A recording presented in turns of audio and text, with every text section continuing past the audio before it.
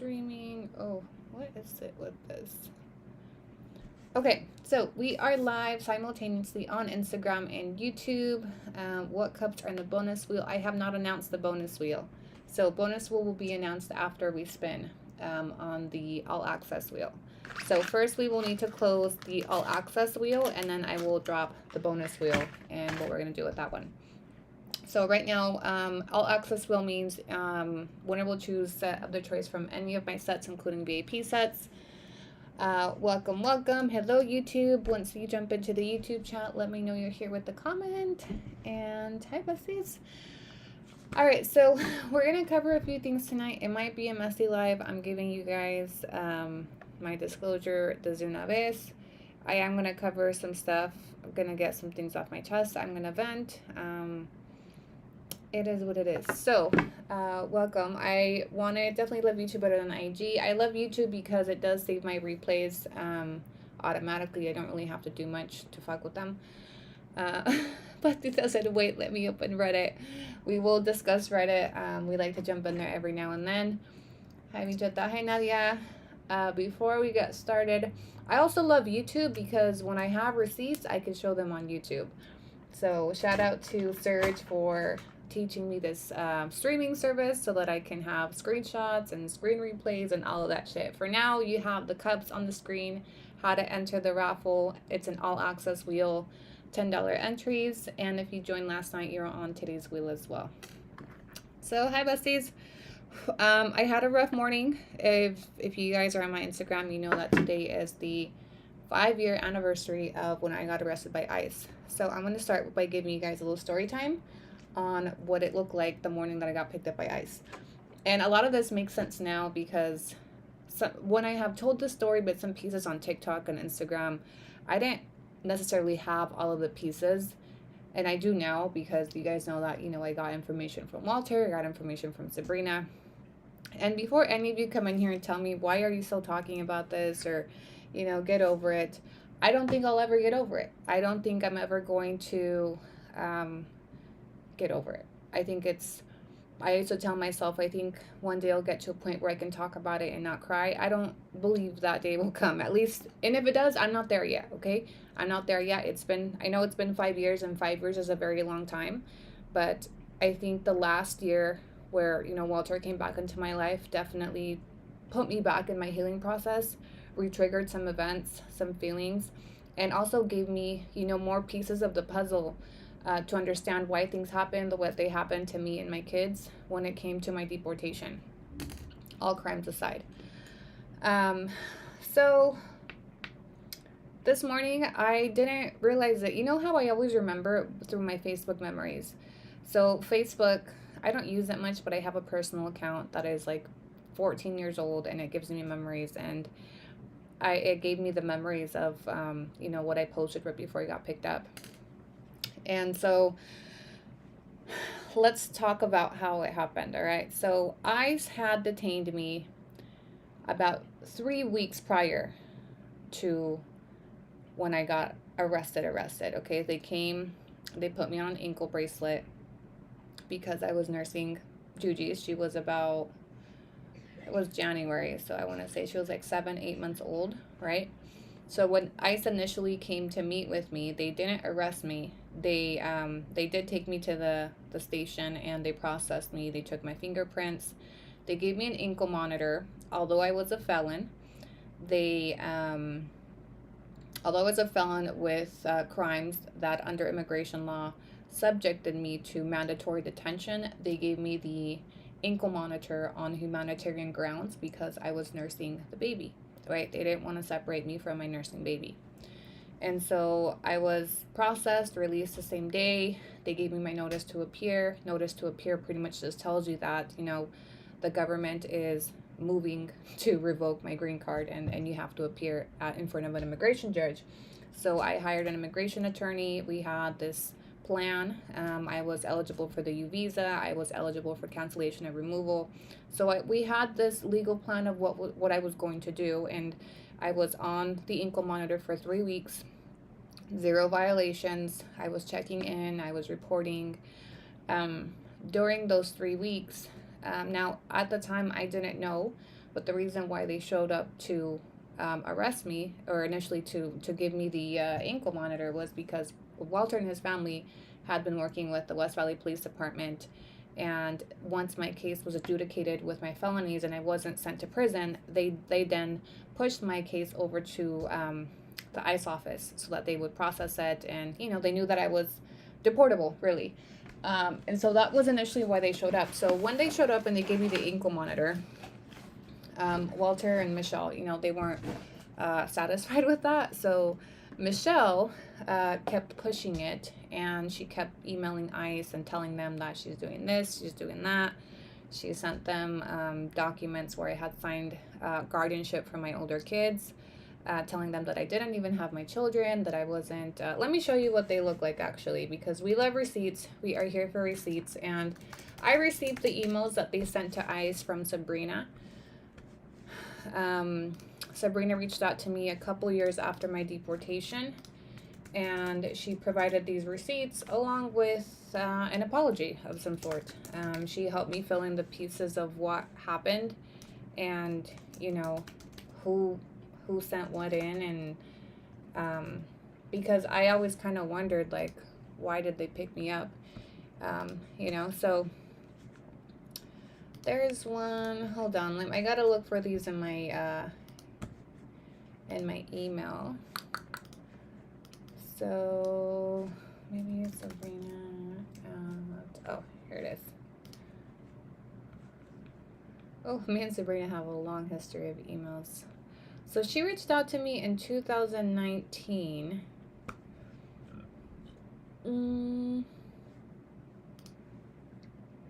All right, she reached out to me September 11th, 2019. So let me show you guys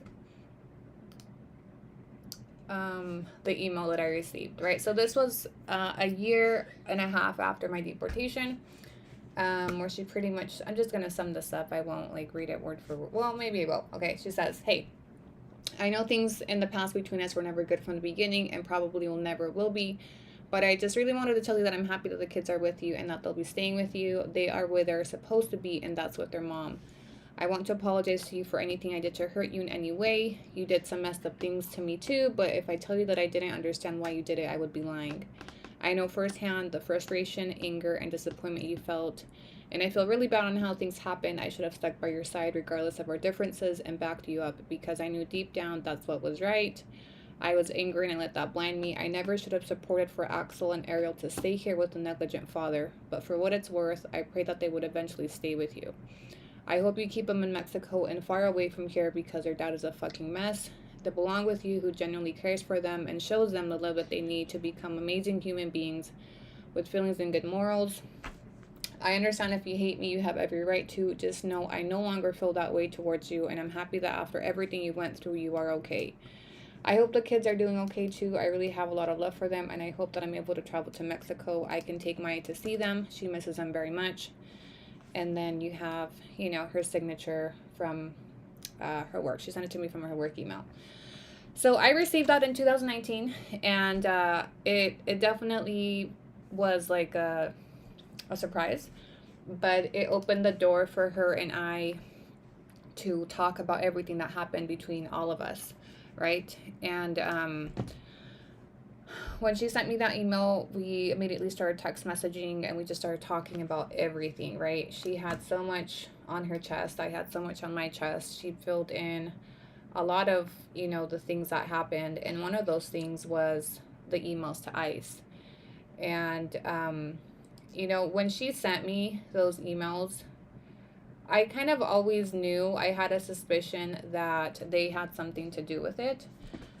Who is Sabrina? Sabrina is Walter's other baby's mom. So they have a child that's 9 years old, and then him and I had 2 more kids. So she is his other baby mama. So I'm trying to find the emails. Hold on. So again, when she sent these to me, I think it's because we were talking about it, and I was telling her, I kind of wanted answers as to what happened, and I wanted to understand why things happened the way that they did. And she finally told me, look, I didn't personally contact them, but I didn't speak up when I knew Michelle was contacting them, and I knew that it was wrong, and because of that, I'm sorry, right? So she's the only person who has ever given an actual apology. And I thought it was genuine at the time. Maybe it was, maybe it wasn't. You guys can, decide for yourself when I tell you guys what happened between her and I afterwards. But I'm trying to find, give me a second so I can find the emails that she sent to me. Gosh, I have so many emails in here. I probably have them saved on my Dropbox somewhere, actually, because I sent them as part of my U visa. A ver.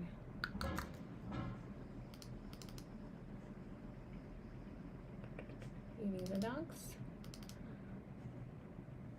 Emails, here they are. Alright, so hear ye are the emails. Here they come. Alright, so as you can see, they're forwarded from Sabrina on October 16th. So this was about a month after she, why do you sell eyes? This was about a month after she reached out to me, and we had been talking for about a month about everything, right? And so in these emails, she's forwarded me, it's Michelle's email address, and she's corresponding with my ICE agent, whose name was Sean. And, we'll start from the beginning. I don't think these are even in order, but, she gave them my plate number. This is on February 1st, 2018, which is when I was picked up at 7:49 a.m. I was picked up on February 1st at about 12 p.m. Okay, so the morning, this is how I knew that she was responsible, because the morning that I got picked up, she was sending them all this stuff, right? So she says, she sent them some pictures and videos, but she said the pictures of her and video of her parting is all recently, December, October, the tweet threat 2 days ago, and most of the other could be a little older, but honestly doesn't matter. As far as I know, she's not working, nor is she legal to work, which I was legal to work. When your green card is expired, that does not revoke your legal standing or your work authorization. It simply means that you don't have proof of it anymore, but you are still able to work. Anyway, and then she goes, and she's on parole for a second conviction and continues to stalk me and my family, causes us thousands of dollars. How is this okay? Feel free to contact me. Thanks in advance. This is what she drives. Here's her plate number. At the time, I drove a Honda Pilot. So that was at 7:49 a.m. I was apprehended at our custody hearing at 12 p.m. that day. So she sent them several documents, several pictures from my social media that very similar to social media, what happened on TikTok. They were manipulated to fit this narrative that I was this party mom, and that I didn't have custody of my kids, and that I was not nursing my daughter. And that was the only reason why I was out on the ankle monitor, because my daughter was nursing. So she sent them, I had taken a trip to Vegas, and she sent them that I went to Vegas. She was like, if she's nursing, why would she be in Vegas? Which, mind you, I took my pump with me. I was in Vegas for literally 48 hours. Anyway, so she sent them all this content from my social media and painted this picture that I was not nursing my daughter, that I was stalking them, that I was doing this because I was taking Walter to court, and whatever. I don't think Sabrina sent me everything, but whatever she sent them on that morning was enough for them to arrest me a few hours later. And when they showed up to arrest me at the court hearing, I was completely blindsided, because I had been abiding by every condition of the ankle monitor. I had no violations. I was actually employed full-time. I was going to school part-time. All my cases had been adjudicated, all my my criminal cases.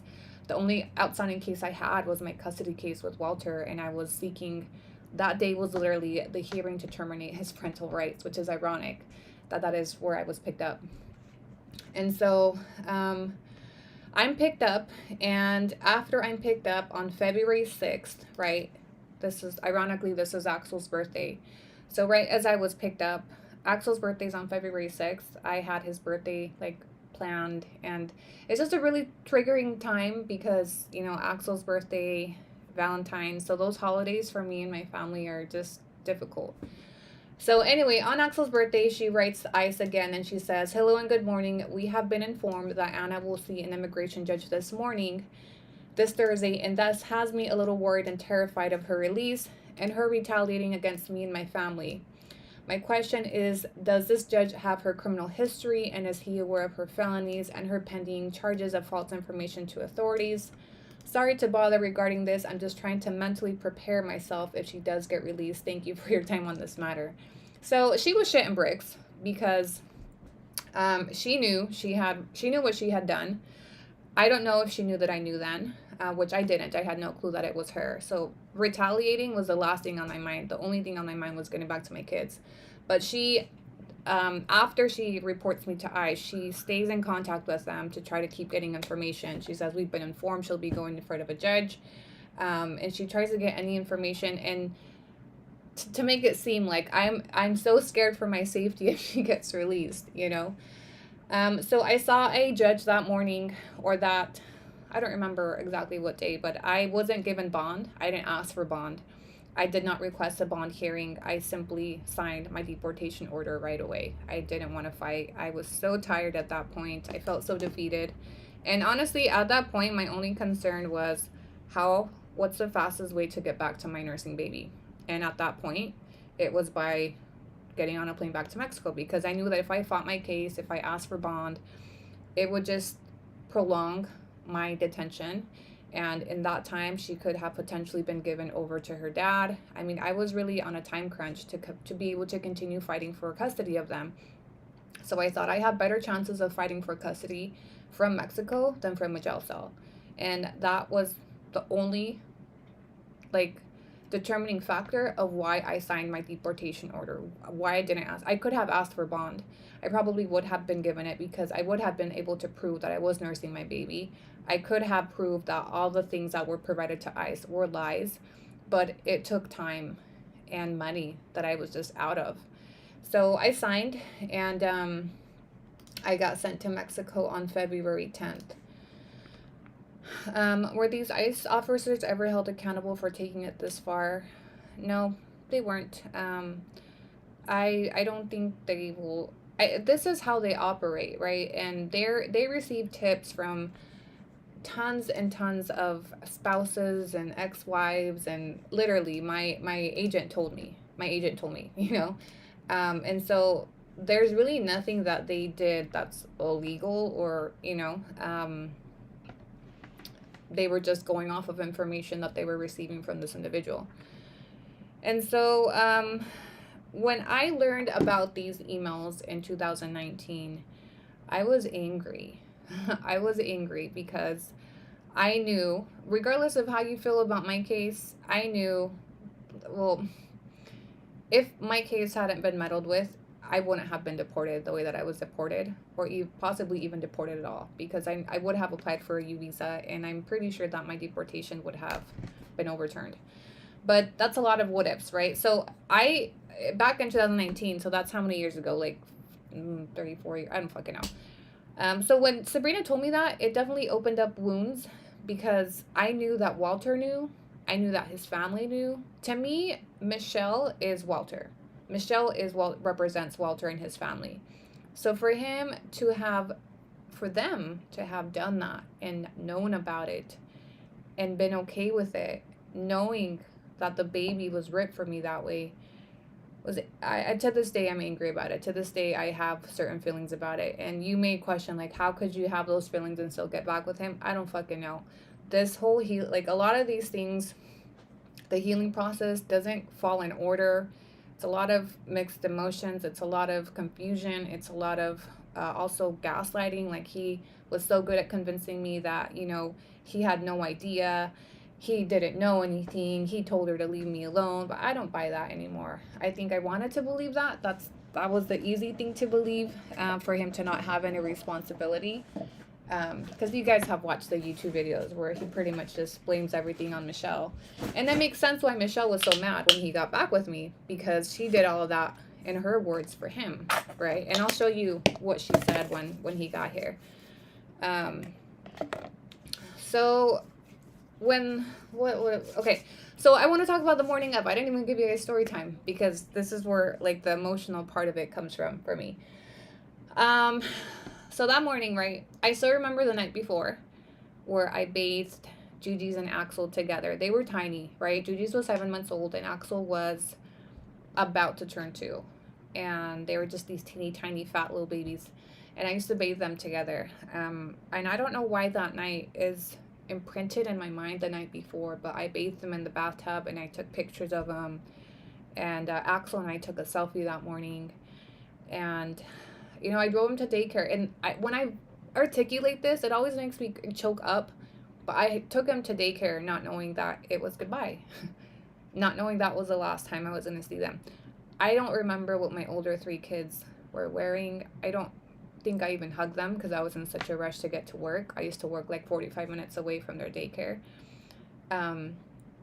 But I do remember that as I pulled away, their little like lunch breakfast area had like a glass so I could see through it. And I remember as I drove away, I saw little Axel sitting at the table eating his cereal, and I tried to wave at him, but he didn't see me. And then, you know, I quickly sped off to work, and I went to work for half a day, and I had gotten time off because I had a court hearing that day for his termination of parental rights that I had filed pro se, meaning that I didn't have a lawyer representing me.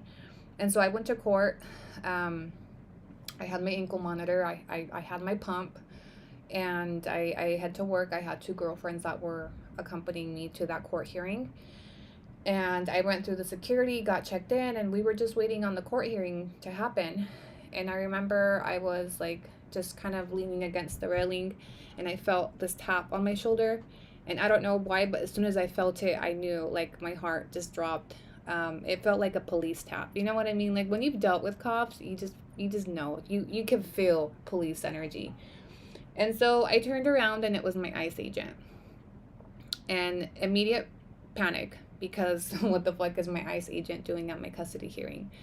And, you know, he was like, "Hey, Anna, your custody has been redetermined, so we have to take you in." And I was like, "What does that mean?" But what do you, and as I said, "What does that mean?" He's grabbing my hands and putting them behind my back. And I was just like dumbfounded. I was like, "What?" Like, I haven't violated. Like, what do you mean? Why has it been redetermined? I've charged the ankle monitor. I've been checking in. I've done all the home visits. I'm working. You guys, I'm in contact with you guys. I didn't understand. And he was like, "We've just received more information and that's all we can say. So we need to take you in." And at that point, no, Michelle wasn't there. So Walter and Sabrina hadn't arrived to the court hearing yet, right? And I didn't resist. They handcuffed me and they took me into this little room, like the rooms that the lawyers talk to the clients in. And then the bailiff came out really fast and he's like, "The judge wants to see her before you guys take her." So they took me into the courthouse, or to the courtroom where my judge was at. His name was Judge Renteria. Ironically, this ended up being the same judge that processed the termination of rights when he signed them over. But anyway, they took me in there. Walter and Sabrina were not in there. Everybody was taken out of the courtroom. Walter and Sabrina and Michelle, whoever it is that was going to court that day, did not get the satisfaction of seeing me in cuffs that day. But they took me in. The judge dismissed my case. He was very, he had so much sympathy for me, that judge. I think he felt sorry for me. You know, he knew what my petition was, and he said, "You know, unfortunately, I'm going to dismiss this case because I don't think you'll be able to show up for the next hearings. But, you know, you are welcome to refile it if your circumstances change." And he dismissed my case, and I was taken through the dungeon. Once he dismissed it, I was taken through the bottom half. Like, you know, when people get arrested in court, they go through a different, not the fancy side of court, they go through the dungeon. Well, that's where they took me, and they took me downstairs and they took me away. My car was left at the courthouse. Luckily, my girlfriends called my family and they let them know that I had been picked up. If you had a lawyer present, would this have been different? No, because the warrant had already been signed and issued. And I actually did have an immigration lawyer, but he wasn't very good, as you can see, because he had no idea this was going to happen either. So I was taken to the holding center again, and I remember on the ride there, I was talking to the agents, and I was like, "What what is going on? Like, why are you guys back for me? I didn't violate. I have my baby. I said, what's going to happen to my baby? And they said, she could take a bottle. She'll be fine. You're not even nursing her. And that is what threw me off. I was like, what do you mean I'm not? I was like, I literally have my pump in my car at the courthouse full of milk that I pumped at my work. And he's like, well, if she takes a bottle while you're at work, she could take a bottle while you're gone. And I just remember like how cold they felt. And he told me that I was causing problems and this and that. And I was just like, what the fuck are you talking about? Like, I was so clueless. I had no idea what information they were basing this decision off of. And so, you know, they booked me. That night, I called my mom. The jail that they put me in was like 3 hours away from my house. And I immediately asked them for a breast pump because I knew my boobs were going to hurt, right? And they told me that they couldn't provide me one. But if my family brought me one to the jail, they would let me have it, right? So I called my mom and I said, Mom, they said if you bring one, you know, they'll let me have it. So my mom drove the 3 hour to the jail that night and she brings me my breast pump, right? When she gets to the counter, they tell her, no, she can't have it. And she was like, but they told her she could have it. And I'm over here on the inside of jail, like telling them like, hey, my mom's coming with the pump. And so there was some type of miscommunication. They told me I could have it. They told my mom I couldn't have it. And so when I couldn't get a hold of the breast pump, I requested to talk to the nurse to see if the nurse could do something for me, to maybe, you know, get a pump in for me or fucking something. I don't know. I will always remember the nurse because she cried with me.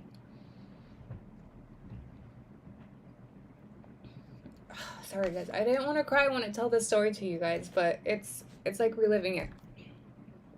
So when they took me to the nurse, she was kind of asking me, you know, like what I was doing there and where my baby was, because I told her I was nursing and that I needed a breast pump.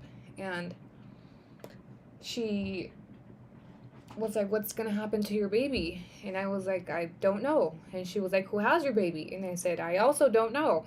You know, I don't know. I'm just here. And I told her I'm nursing and I need to get a breast pump in, or can you prescribe me something so that my milk dries up? And she just started bawling. She was like, you know, it's really hard to work here sometimes because I can't believe that they do this type of shit. And she hugged me, but she told me, I'm so sorry, there's nothing that I can give you. I can't, you know, I can't get a pump in for you. They won't let you have it. So they sent me back to my cell with no pump.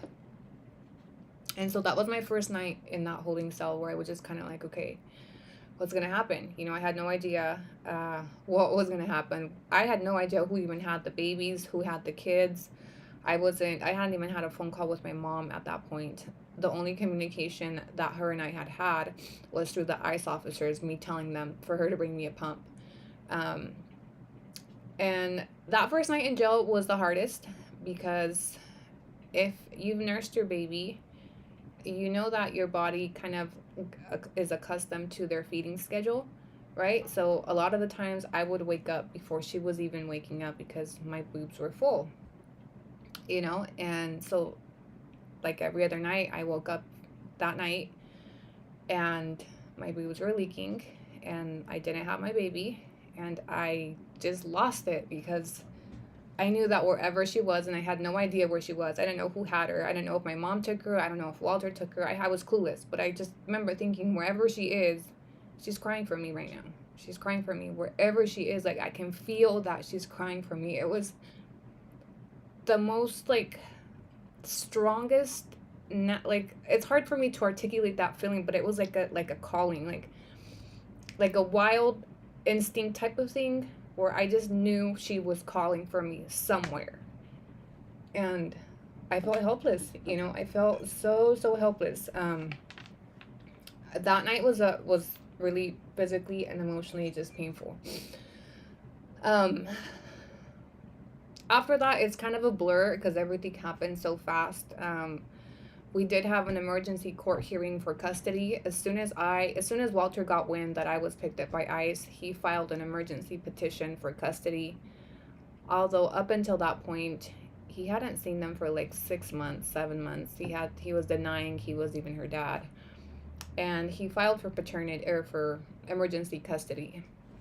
Sabrina later told me that he filed for custody of both of them, although he was denying he was her father at the time because his attorney had told him that the judge was probably not going to be in favor of splitting up the siblings, Judy's and Axel.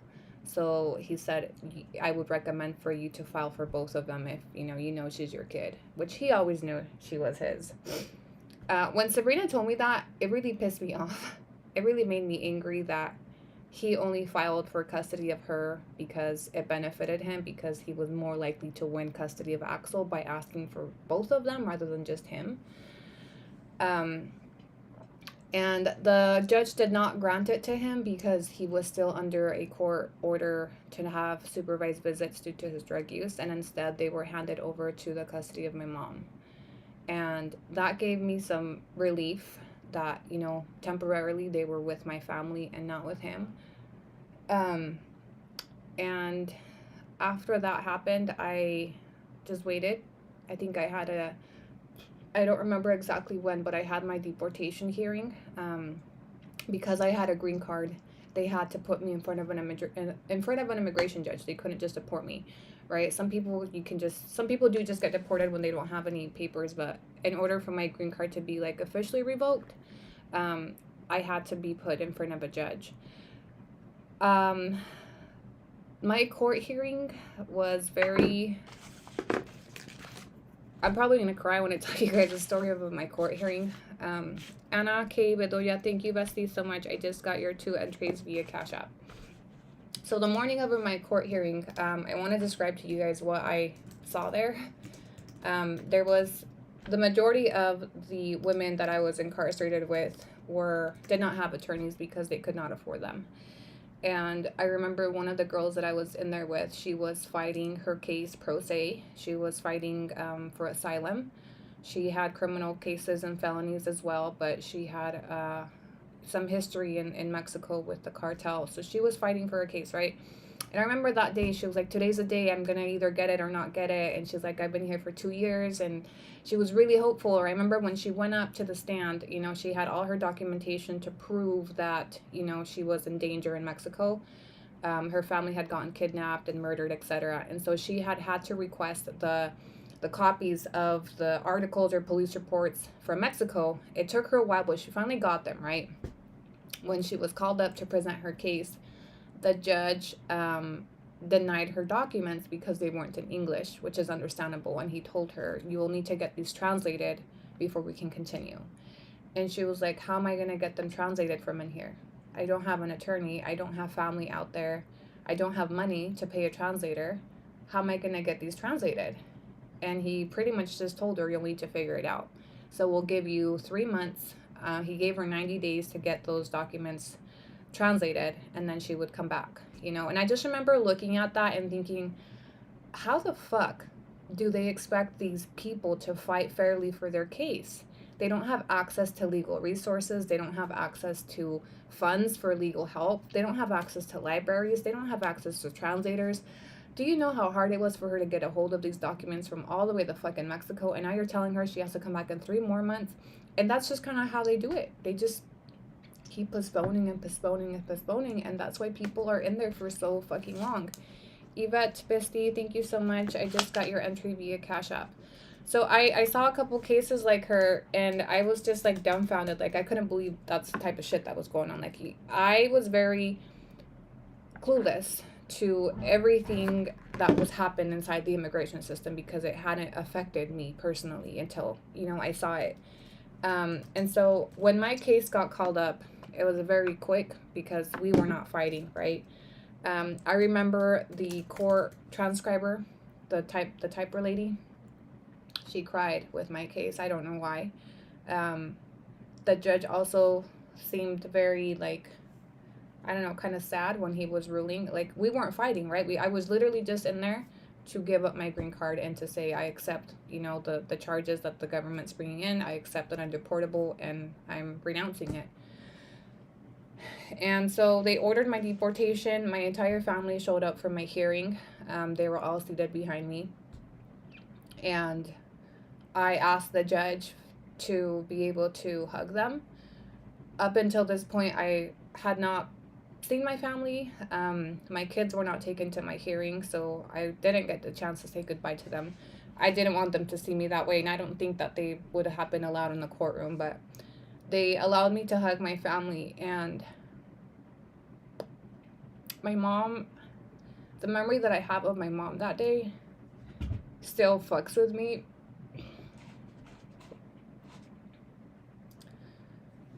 But she, so I was shackled from head to toe. I didn't really get to hug them. They just kind of hugged me. But I remember my mom doesn't cry very often at all. My mom doesn't show emotion very often. So when she does, it's very like triggering for all of us. But she starts crying and she hugs me. And I remember she said, cuídate, mija, te veo en el otro lado. She said, take care, I'll see you on the other side. And she like whispered it in my ear. And I don't know why, but I hung on to her words because I had no idea like what was coming, right? I had no idea where they were going to send me, how they were going to send me. But that sentence of hers like gave me something to hang on to as I was headed into this dark hole, really. And then after that hearing, I feel like I just went into survival mode, right? I kind of shut off my feelings and I was just going through the motions. I went through the deportation process. I had no idea when they were going to take us. They woke us up at 4 in the morning on a Friday, and in like 72 hours, I was in Mexico. It took like 2 to 3 days of traveling. I've kind of shared this a little bit before, but we'll go through it again because I think it's important and I'm already giving the background to all of this. So they pick us up at 4 in the morning. They didn't tell me when I was being moved. They didn't tell my mom. They didn't tell my attorney. My ICE agent had actually told my mother that the women would be flown into Mexico City because for safety.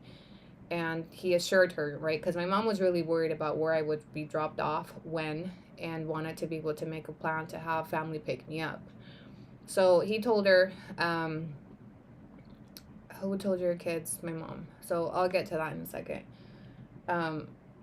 So they pick us up Friday morning. We're not able to make any phone calls. We're actually restricted from any type of communication to the outside world, from phone, email.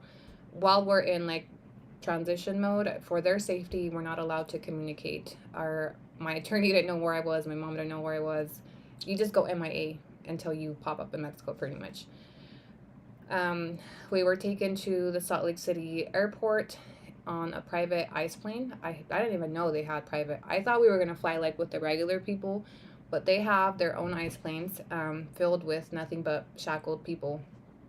And it was February morning, so it was really cold and snowy. And I remember it's kind of like in the movies where when they board the jets, they have like the little stairs. Well, they had them like we were literally, they drove the van to the back of the airport. We got outside and then the plane was there, and then we had to like, climb the stairs in our shackles. And I remember it was so hard to climb the stairs because our feet were shackled. So we were like, trying to move and climb up. And I remember looking back at the mountains, because if you know Salt Lake, it's got like really pretty big mountains, and I knew that was going to be the last time that I was going to see them. And so I look back and I cried a little bit, and I just like took a deep breath, and I climbed into the airplane.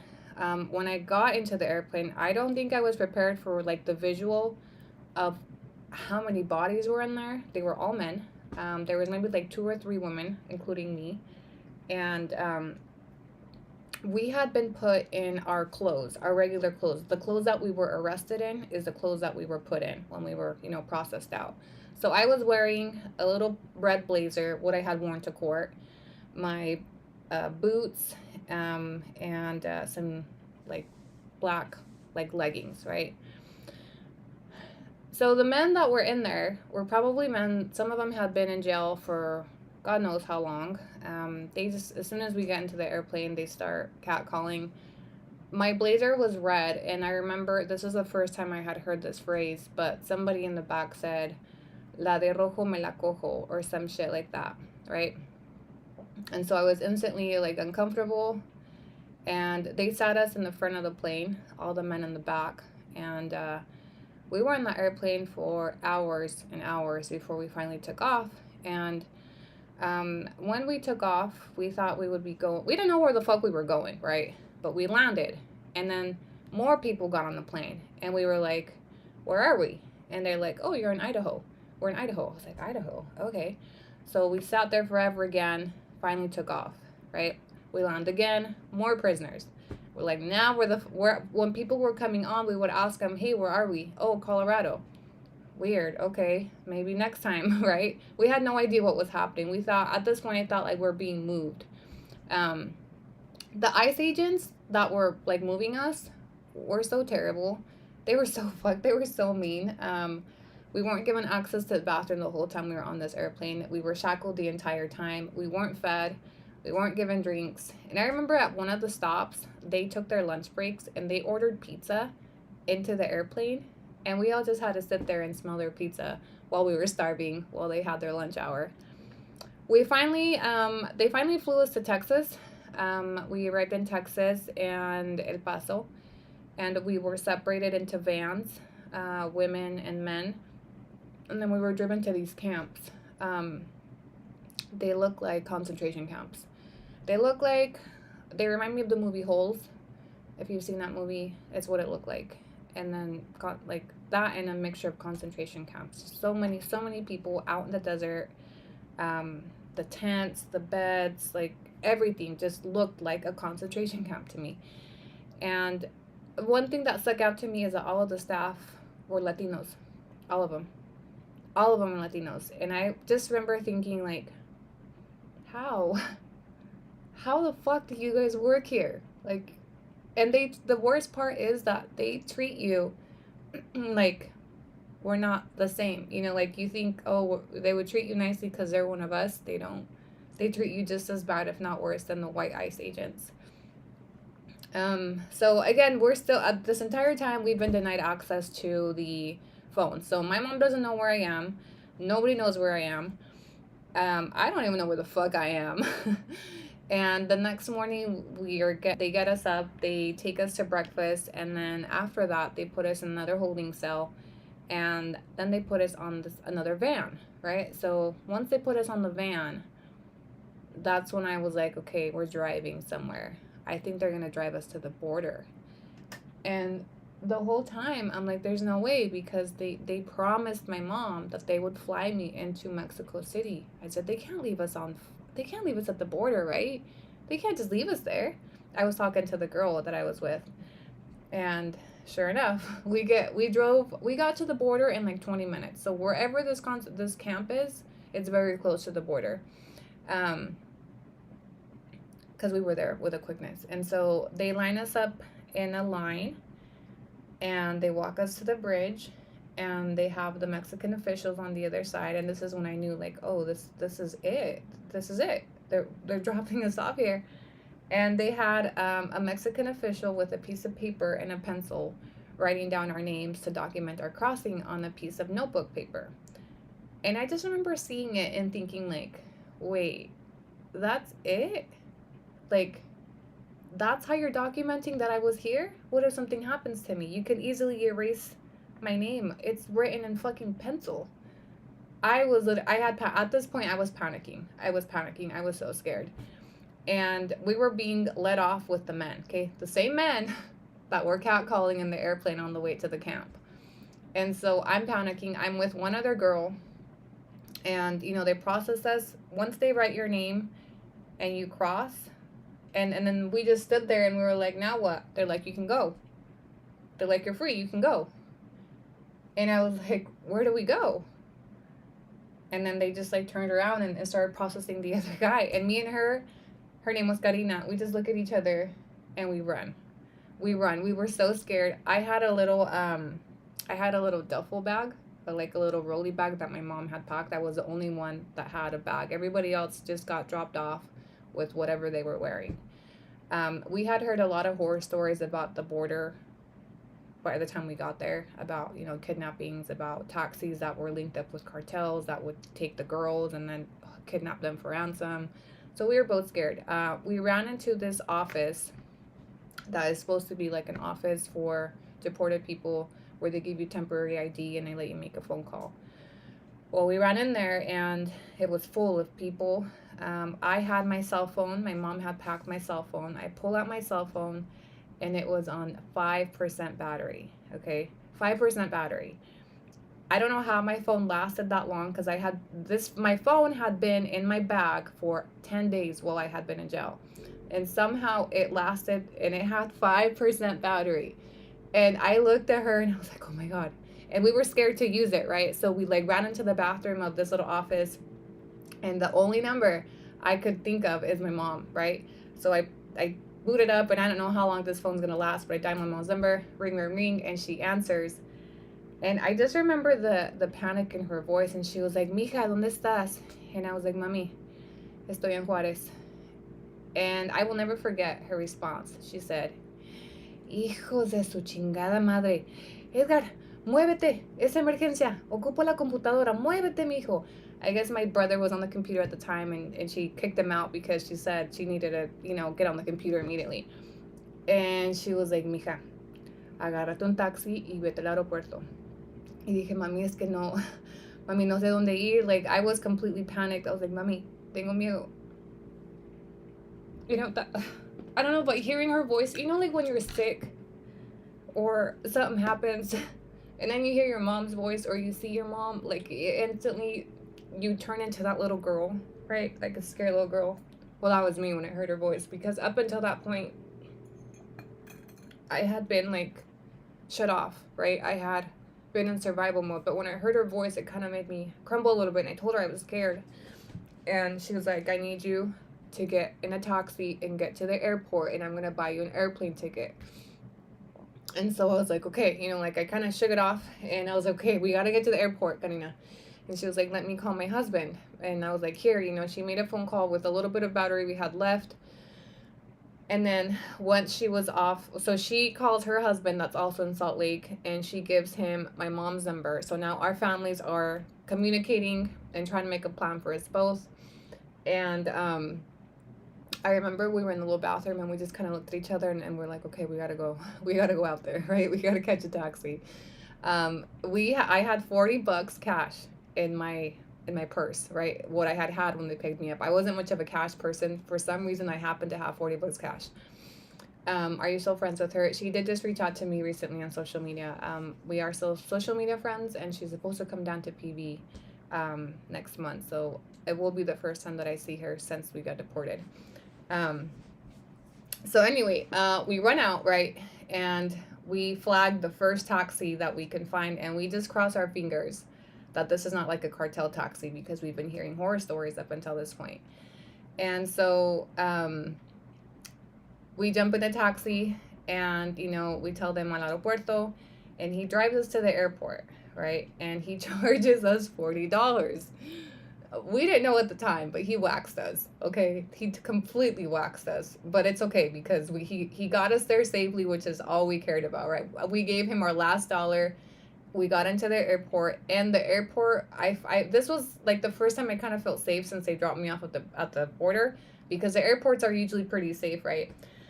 So we got into the airport and we could kind of both breathe. I charged my phone. I called my mom and I was like, Mom, we made it to the airport. We're alive. And by then she had booked the ticket for me to go to PV, because from PV I was going to go to my dad's. And then her husband had booked the ticket to go to Mexico City because that's where they had family. And so this is where we split up. And I remember like trying to convince her, like, you should just come to PV with me. And she was like, you should come to Mexico City with me, because we didn't want to split up. But we both had family. We both wanted to go where we had family, right? I didn't want to go with her family because I didn't know her family. She didn't want to come with my family. But I think we both kind of had comfort that we had been through so much together. We had been in jail those 10 days together. We had gone through the deportation, transportation together. We crossed together, and we said goodbye at the airport. And I remember once we split up, how scared I felt, because I realized that now I was by myself, right? She had been kind of like my companion through this process. And once we finally went our ways, I realized that I was alone, I was alone.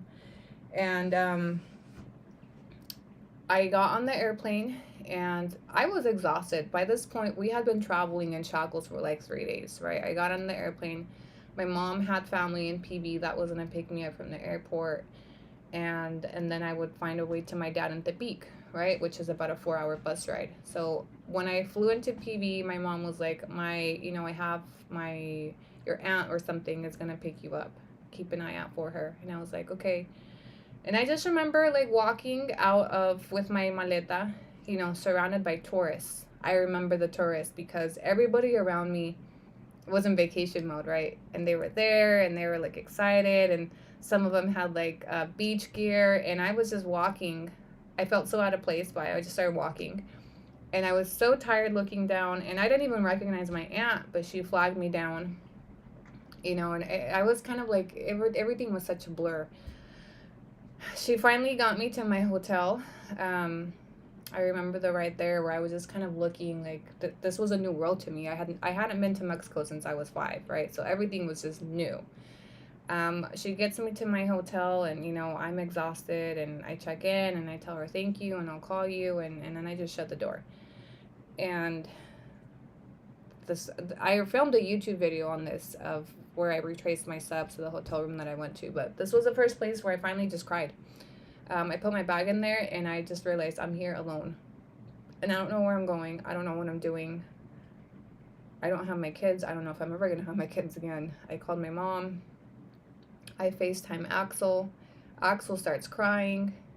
I start crying. My mom starts crying. Because I think that's when it hit everybody where I was and where I was going to be. I think when I finally got situated in that hotel room, it hit all of us. That fuck, she's gone. She's gone. I don't know at what point she told my older kids. I kind of disconnected because I was just trying to survive here, and she took over. And she took over the emotional part and talking through these things with my kids and telling them that I was gone and that I probably wasn't going to come back. I had conversations with Maya in that first week that still haunt me. She was, I think, 9 at the time. And one of the things that she said to me when we were talking one night is she said, Mom, I'm sad because I feel like I'm too young to lose my mom.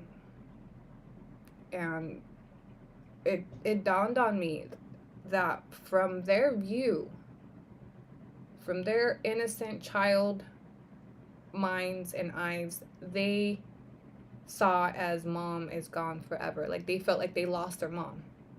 And I don't know why, it dawned on me. And that when she said that to me, she literally felt like she was motherless. And I didn't know what to say to her. I didn't have answers. I didn't know if I was going to see them again, when, if we were ever going to be able to live together, if we would have visits. I had no fucking answers for her. And all I could tell her was, I'm still here for you. You can call me, but that's not the same. That's not the same as living with your mom your entire life and then she's gone overnight. Now that I talk to my kids, every Valentine's Day is triggering for them. They even said it the other night. Maya was like, Mom, I think you're the only person that's a fan of Valentine's. And I was like, why? And then Andre was like, because Valentine's is when you left. We were supposed to make Valentine's boxes and you left. And we were, so I got deported in early February and I had bought them Valentine's boxes that I was going to sit down and make with them for their Valentine's Day parties. And they remember that. So they connect Valentine's Day to my deportation. And that fucking breaks me. And I hate it so much that they haven't been able to, disconnect that holiday from the trauma that they went through. So this time of the year is triggering for all of us. Like Axel's birthday, I love to celebrate him, but it triggers the memories of his second birthday, where I had his party and then all planned, and then I got picked up, and then I was in jail just asking my sister to please get him a cake on his birthday for me. And then my sister So my kids ended up being split up when I was deported. My 3 older kids went to live with my mom, and the 2 babies went to live with my sister Debbie. Um, because 5 kids is 5 kids, right? It was too much for any one person to take on between getting them to school and daycare and the nursing baby. So the siblings were split up. And to this day, they are still reeling in from that. So the fact that they were separated disrupted their sibling bond. And right now, my 3 oldest are really close, and then the 2 youngest are really close because of the time that they've spent apart between my deportation and then, when the oldest go to visit their dads and the babies stay, or when the babies came first and the oldest were up there for a year. So there's been a disruption to their sibling bond that they still haven't been able to patch up. And that really hurts me because it wasn't like that. There wasn't although they have different fathers, they were all siblings, you know what I mean? Because I was kind of the glue to all 5 of them. And so when I was gone, they were split up, and, their sibling bond really took a hit. So yeah, that's kind of where my mind has been today. Just kind of reliving everything.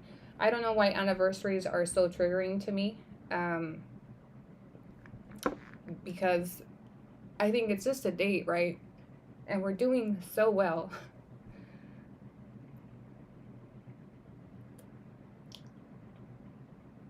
Like, they're all here, warm in their beds, safe, happy, healthy.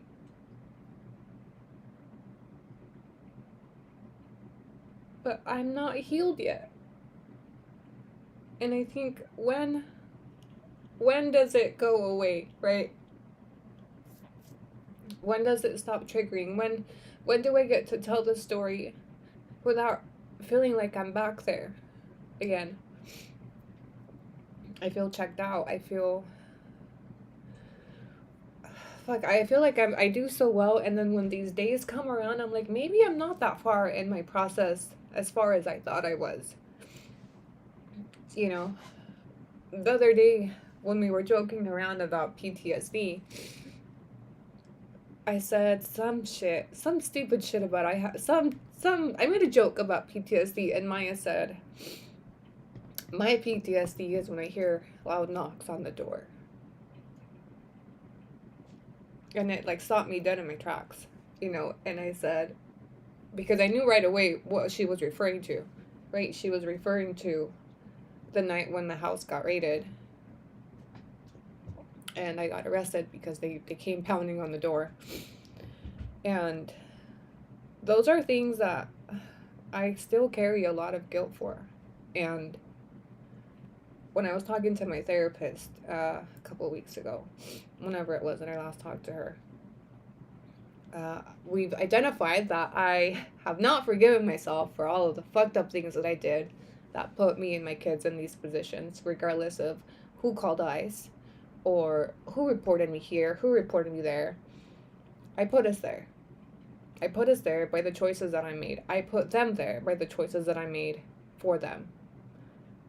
And as good as things are here now, I still feel guilty that they're here sometimes. I feel guilty that they're away from everything that they knew because they're with me here. I feel like they got deported with me, and they're just kids, especially as Maya gets older and she's always expressed that she wants to go to school in the States, and I keep her here with me because I think that, her stability is here, among other things. And I feel guilty that they're here, that they have to be here because I have to be here when they have every right to be up there,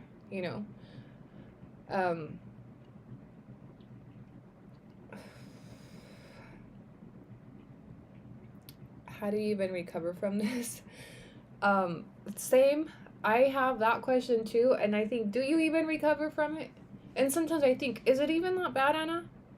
Why are you just hanging on to it? Are you just stuck there? Are you just dwelling? Are you just holding grudges? I'm not even angry anymore. I'm not angry. I don't even know how to articulate what it is that I am. I'm just kind of sad about it still. I still feel guilty about it. I still feel traumatized from it sometimes as I talk about the things that I remember, the things that are engraved in my mind, the sounds, the scents, the images, my mother, all of the things that hurt are stuck in my mind. And I don't know how to let them go.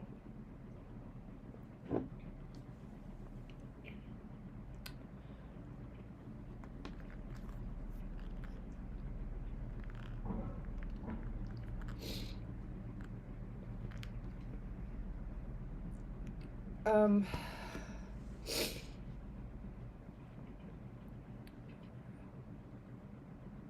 yeah, I don't know, guys. I was not expecting to go this deep into it. But unfortunately, 5 years later, I'm not at a point where I can talk about it without getting all fucked up. I like to tell, I sometimes think the more you talk about it, you know, you'll get desensitized to it. But that's not the case. I've been talking about this shit for how long now? How many times have I told this story? Would going to therapy, would your kids help? To be frank, I'm probably afraid of what a therapist would tell me about my kids and what they've been through. So I go to therapy.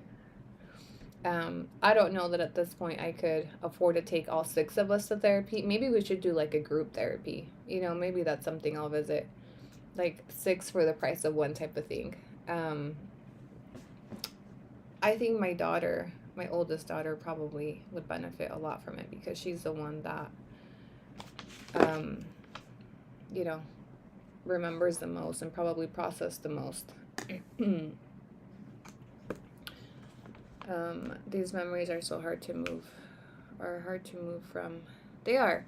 And I think that, I mean, they're just memories, you know, at this point. They're just memories. It sounds silly, but sometimes I honestly have to remind myself, okay, I'm here now. The kids are here. We're good. We're together. We're healthy. We're thriving. Like, I have to remind myself that I have to bring myself back to the present, you know, because sometimes, like tonight, I go back to 2018. I go back to Salt Lake. I go back to all that fuckery. I relive it. Like, I'm physically here, but my mind is in Salt Lake. Reliving, replaying, reanalyzing the what ifs. And it's so toxic. It's so unhealthy. It doesn't happen as often anymore.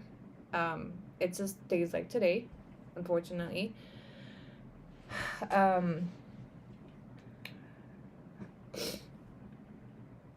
But I also think that, you know, the last year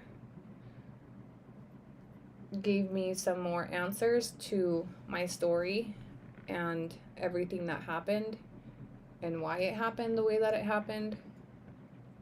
And although there's some apologies that I'll probably never receive, and maybe some feelings that will never be validated by people that I think wronged my kids and I in this process, I think having the answers to what happened and why it happened, like those emails, I know we laugh about receipts, but I really needed to be able to, I needed to know what happened and why it happened that way.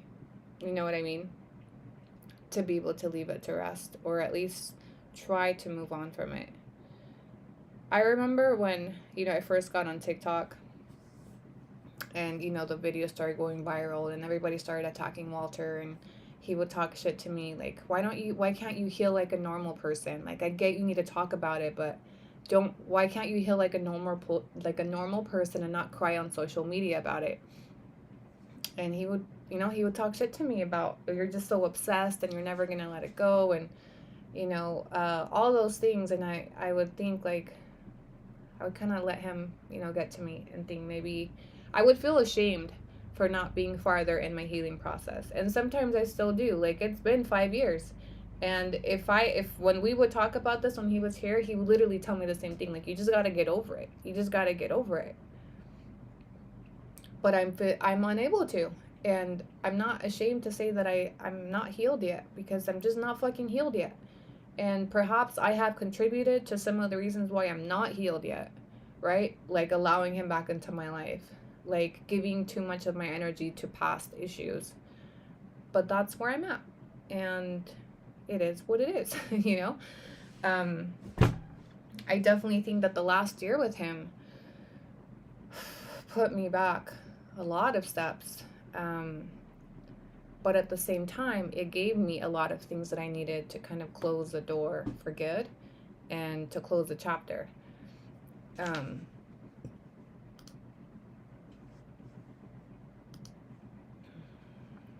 You're unable to because it tore you and took absolutely everything from you. Not a lot of people will be able to relate to you.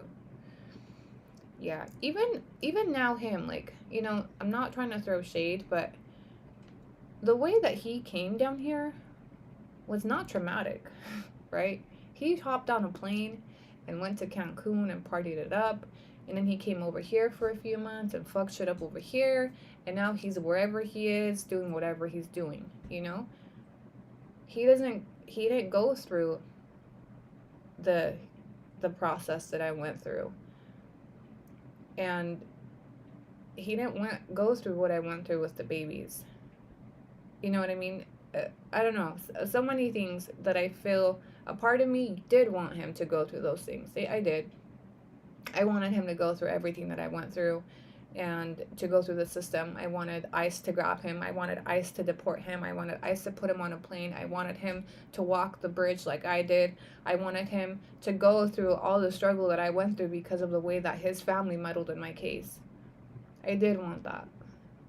And then when he came, you know, and I went into like emotional shock, honestly, is the only way that I can explain it. Or all of that went away, and I just wanted my kids to have their dad, and I thought maybe we'll find peace, maybe we will find, you know, I don't know, the answers. Maybe Utah was the problem, and now, you know, it wasn't. You guys know that was a shit show, not worth dissecting. But sometimes I still have feelings about that, maybe even bitter feelings about that. And you're right that he can't relate. I don't think anybody can really relate unless you've been through it. You know what I mean?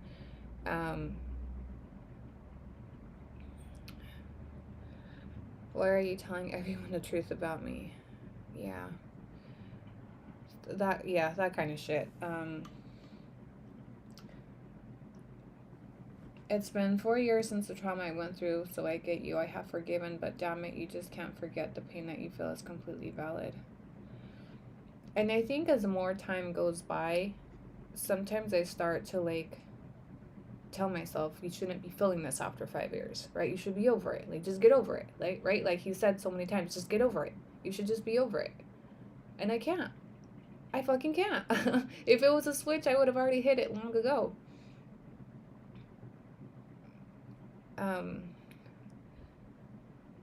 Yeah, it was he definitely downplayed it a lot. I mean, if you've watched, I have not rewatched those YouTube videos that we did together. I don't think I rewatched them ever, actually, but I think that I need to, because if I rewatch them now, it obviously doesn't match everything that happened. Like, all the things that he said were just a crock of shit. And I remember when I posted those videos, and so many of you guys called it, he's not genuine, he's not this, he's not that. And I was just like, no, they just don't know him like I know him, and you have to know him to understand him and his sense of humor and how he talks and his body language. No. I think if I go back and view them now, they were all just lies. All of them. Like, the apologies, I didn't know, you know, his whole, like, reasoning for what he did with, because I would tell him, okay, even if you didn't know that, you know, they did this, like, you were the reason why I couldn't have my baby for a year. You were the reason why you made it impossible for me to see my kids for a whole fucking year. You were responsible for that. You intervened. You got in my way. You made me do this and this and this with the court to get my kids back. that I had since day one, that I, that I looked out for when you didn't, when you left them high and dry, when you turned their back on them, when you had to figure your shit out, when you wanted to go and play house with Sabrina, I took care of them. And you took them from me and you kept them from me. And I was angry. And he would tell me, like, well, the only reason I did that is because to make sure that I could see them too. And I was like, you had no entitlement. Like, I don't know. I have so many other feelings about the court case. Not even worth going into that either, because that's a whole can of worms. Yeah, I think no need to revisit that entire topic. It's a lot. That topic is tied into this topic because unfortunately it's connected. You don't know how much I wish all the time that I would have just gotten deported on my own, right? And if I had just gotten deported on my own for being a dumbass and if the system had, if I had gone through the system and, it had done what it needed to do and okay, I was deported and I lost my case, just like he got to fight for his case for 5 years and then he gave up, that should have been me. That should have been me. And then I wouldn't have these feelings of connecting what happened to me and my kids to him and his family. I hate that those two things are connected because I do carry anger towards him and his family. I do blame them partially for how things happen. I don't blame them for what happened. I blame them for how they happened. Because if I was going to be deported, okay, but it didn't have to happen that way or that soon. You know what I mean? Like, the way that it happened because of them. And nothing that you say can talk me out of it.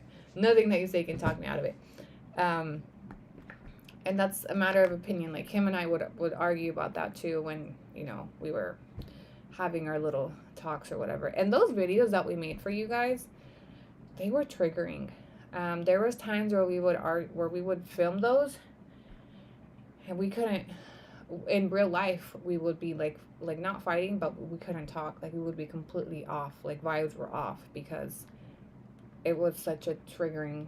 I honestly look back and I'm like, damn, bitch, why the fuck did you do that for YouTube? I didn't think, like, I'm glad that we did. I'm glad that they're up there. I know that he hates them and he wishes I would take them down. But I think that was really ballsy of you. That was really ballsy of you to do that in front of the camera. That was a lot of trauma you were opening up in front of thousands of people. But I think a lot of people, whether they admit it or not, could relate to that level of fuckery and toxicity. That just shows how strong you are. You took the easy way out to avoid what you went through. Yeah. I don't know. Life will catch up to all of us, okay? Regardless of how much we front that things are going great, my life is good. We don't know what happens behind the scenes. And one thing I do believe in is karma, energy, and God. And those three things will put you in your place. When you do fucked up shit, when you do good things, things around your life are going to align accordingly. And so I have to find, there are times, right, where I'm upset and at something or whatever, or bitter, whatever you want to name it. And I have to remind myself, like, this is not my responsibility. Like, life will take care of them. I used to tell Sabrina, when Sabrina and I spent those 2 years, I didn't tell you guys what happened with Sabrina, okay? So I got to take it back a couple years. So when Sabrina reached out to me, right? Sabrina and I were friends for a good almost year, right? Her and I, we talked things out. We both shared things. We apologized. We filled in the gaps for each other. And we came to the conclusion he was a fucking problem, okay? Not us. Yes, we both did crazy things to each other. Yes, we both, fought. But he was the problem. He manipulated us. He played with us. He was irresponsible. He was the reason why our co-parenting was so toxic. He was in control of it, and he would just constantly put us against each other. Stupid shit, right?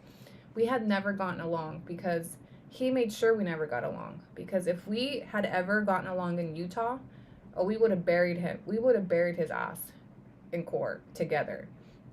So when he was fighting with me, he would be on good terms with her, and vice versa. And me and her were stupid, and we would allow him to play this game with us instead of, linking up and putting him in his place. So when we finally you know, patched things up or so. We talked about things through the phone. She provided me with those receipts from Michelle. She apologized. I thought she was genuine. She would call our kids would FaceTime. We were having our kids communicate without Walter.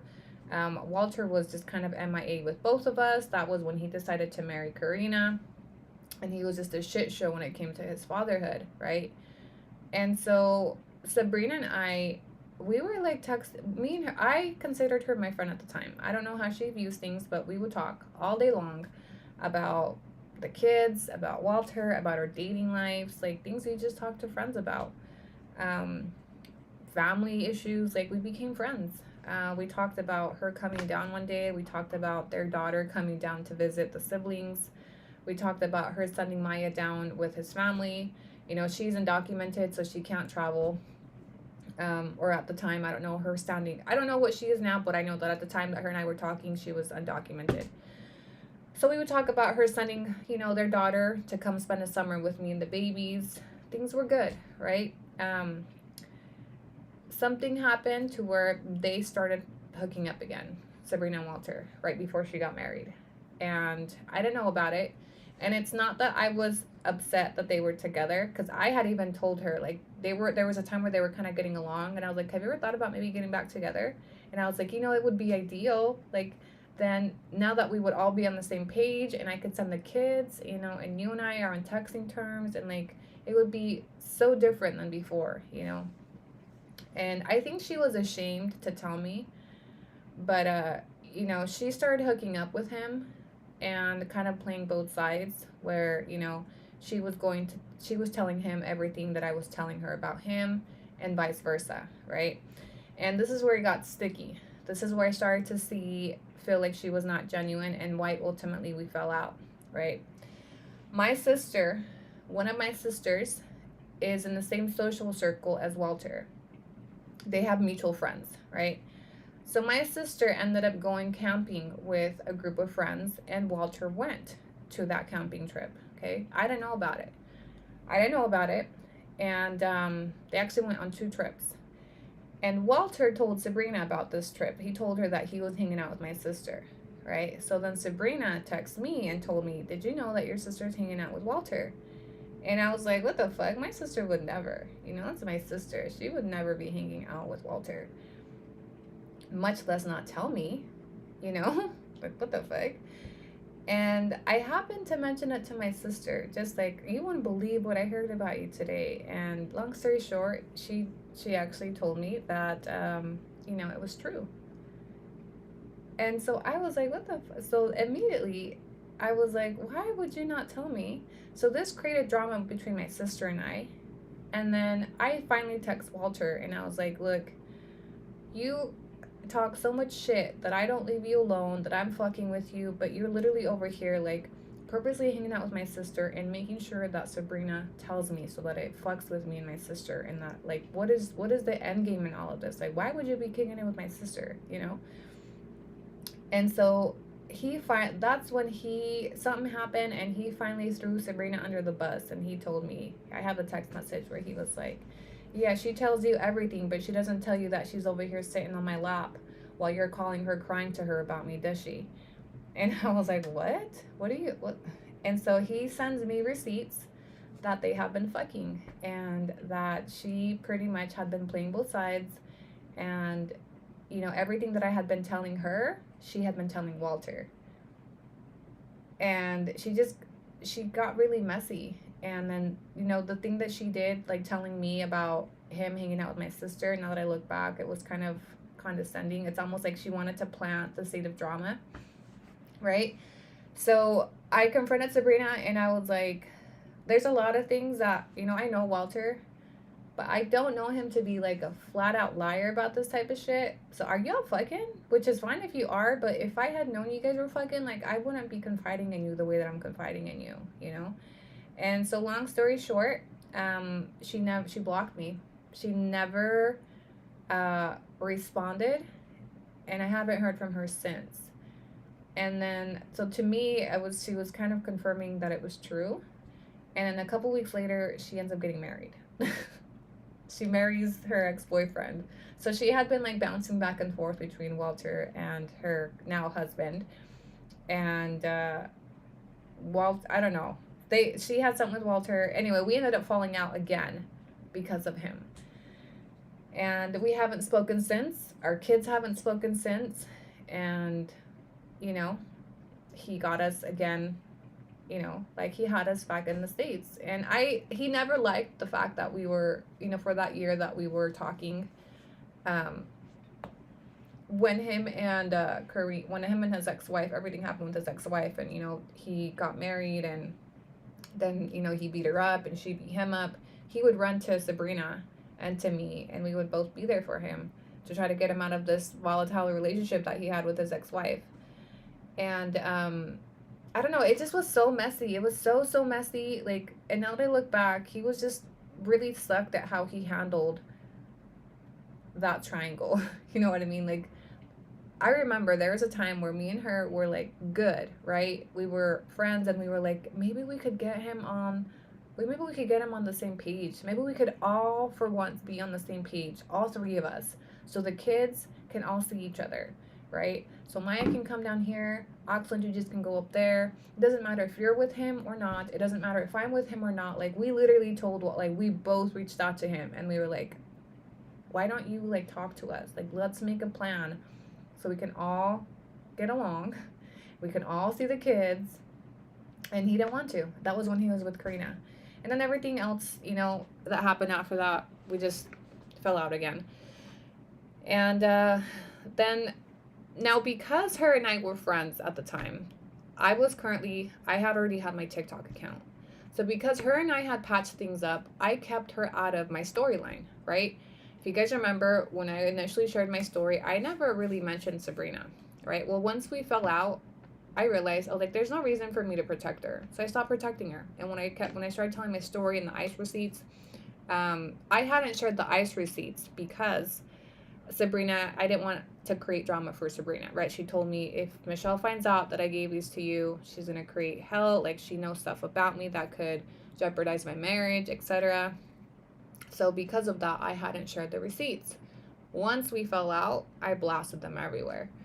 And I know that her and Michelle, you know, had some type of falling out over it. I think she ended up lying to Michelle and telling her that I like hacked her email or some shit. I don't fucking know. But she wasn't truthful, right? She didn't tell her like, yeah, I gave them to her. When Sabrina and I were talking, Michelle was lit. She was pissed. That one year that we were actually friends and, you know, talking about the kids, Michelle was not happy. Just like when me and Walter were talking, she was not happy. Anytime me and Sabrina or me and Walter got along, Michelle, not happy. Not happy. So that's kind of what ended up happening with Sabrina. We haven't spoken since. I want to say it's been like 2 years or so. Once everything blew up on social media, I knew we were not ever going to get on the same page again. She got hit directly, you know, by my TikToks and her work and all of that shit. But honestly, I realized that she was everything that she did it meticulously. There was a reason behind what she did. There was a reason why she apologized. And I don't believe that it was necessarily genuine. I believe that it was just to avoid the heat, right? Because as soon as we fell out, she got the backlash too. So that's what happened. What triggered Michelle to be so against you? I never understood that and all that effort towards your downfall. So it began with just her helping Walter. I actually made a YouTube video about this, but long story short, she was just trying to help Walter, and then she got really involved, so I hit her with the case, and then she took it personal. Just logged on. Are you raffling those cups? Hi, Sandra. Yes, we're still lost in the sauce. Entries are still open. All access wheel, $10 entries through the pinned comment. All cups are up for grabs today. You can view my inventory through my website. Jazz, if you're still here, I got your mega entry. Thank you so much, bestie. I love you so much. I haven't seen in the comments. I don't know if you're still here. I also got an entry from Inez Andrade via Cash App. Ines Andrade, Cash App. Got you down, besties. Thank you so much. Jazz, I'll reach out to you after the raffle to see what. Yeah, I'll reach out to you after the raffle.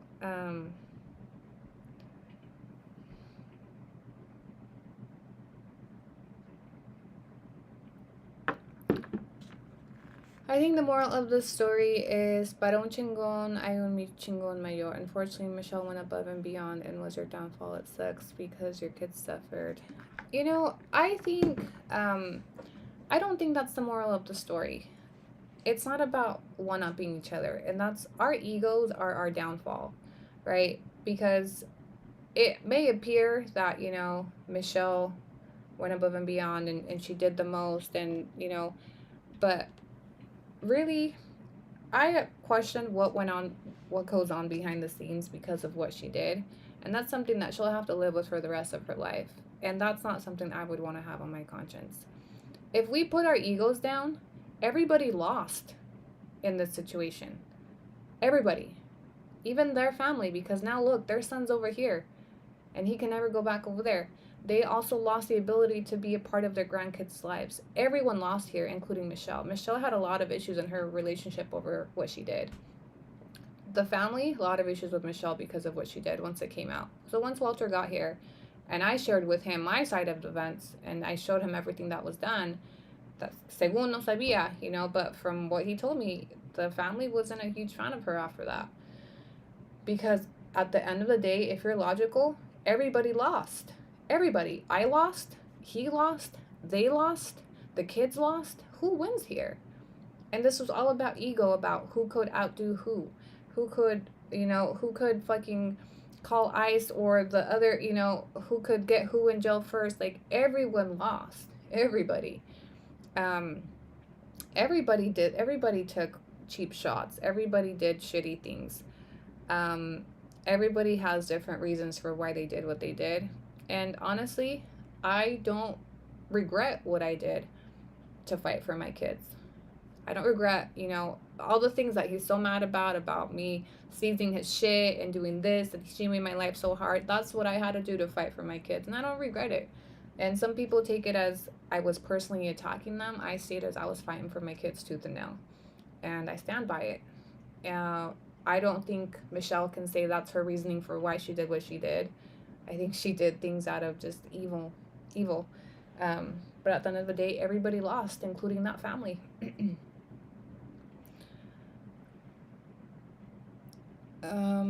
Yeah, it did become a snowball, and yeah, her ego was hit. Everyone's ego was hit. Honestly, I don't even feel like I had an ego at the end of everything. I was so waving my white flag for the last year. I was just literally, I remember like trying to talk to Walter. I told him to come to I was like, hey, come to the park. Like, let's please just talk this out. Like, I'm so done. I was hella pregnant. Tried to talk to him. His whole family got involved. Sabrina showed up to the park. His mom showed up to the park. I was like, can this man? It was terrible. But I remember I was just beat. I was so beat. I was so tired. And if, you know, some of you may have the opinion that I started it, right? Because I put him in jail initially. And maybe so. Maybe I did start it. Maybe I did start.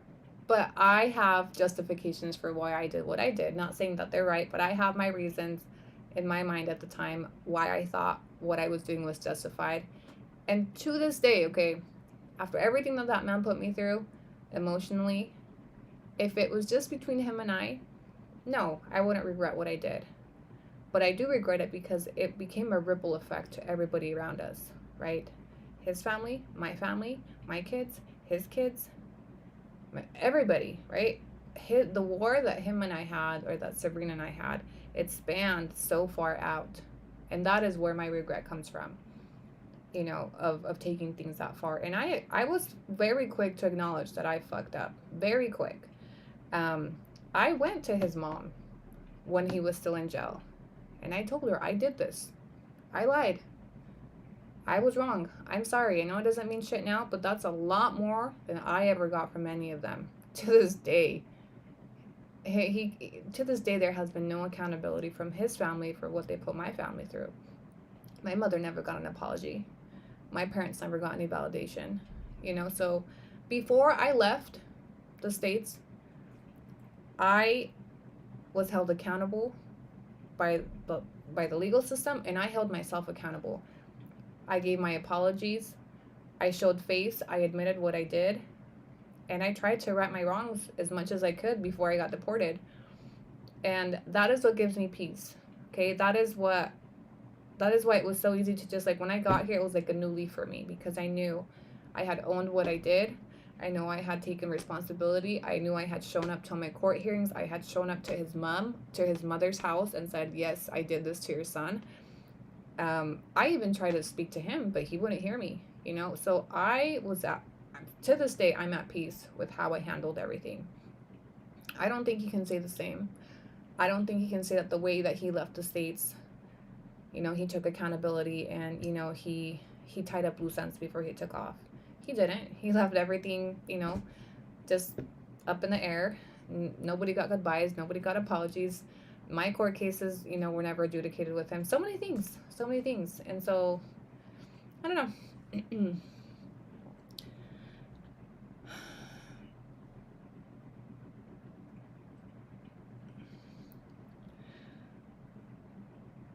I do think you started it, but do I think you deserve being broken up from your kids? No. Pero donde haya llegado todo eso, if you had not been deported, it's scared to see how much further you and Michelle would have taken it. I agree. I often think somebody would have ended up hurt if I had taken out of the picture. I acknowledge that during that time in my life, I was not in a good place mentally. I definitely considered hurting people at that time. And I think it became an obsession for every party involved to just, one up each other. So I always look at it as painful as it was, right? It needed to happen. It was a blessing in disguise to give me and my kids a fresh start away from all the fuckery, because him and I would have never been able to co-parent peacefully there or here. I think it needed to happen. And I say this all the time, but life has a way of putting us all where we need to be. And that was very much what was happening for me, but it was fucking painful. It was very painful. But, they needed that to happen, and I needed it to happen. And sometimes I think it's weird, like, how things don't make sense until later on in life? I am trying to figure out, like, him coming down here, when is that going to make sense? Where does that fit in the puzzle? You know what I mean? I think the happy ending would have been, like, him there and me here. And we went on about our lives, and kumbaya. But that really kind of threw things for a plot twist, and I'm still trying to make sense of it. Like, what was the purpose? Like, what was the reason for that? You know what I mean? I don't know.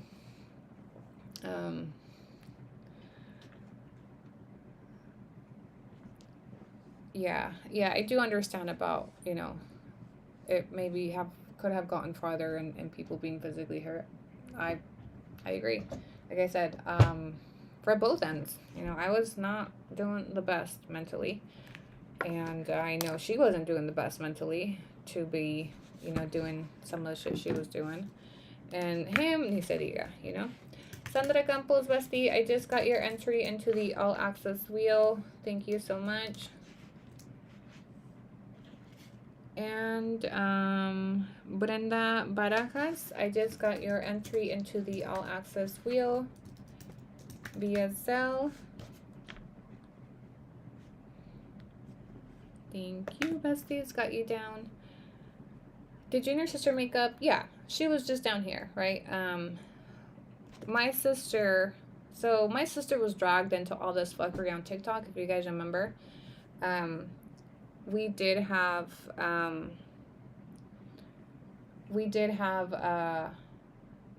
falling out over everything that happened between him, Walter, and I a couple years ago, and it was reignited when he went on TikTok this last year, right? And so there was but then we both kind of realized I was giving him the control to create drama within my family.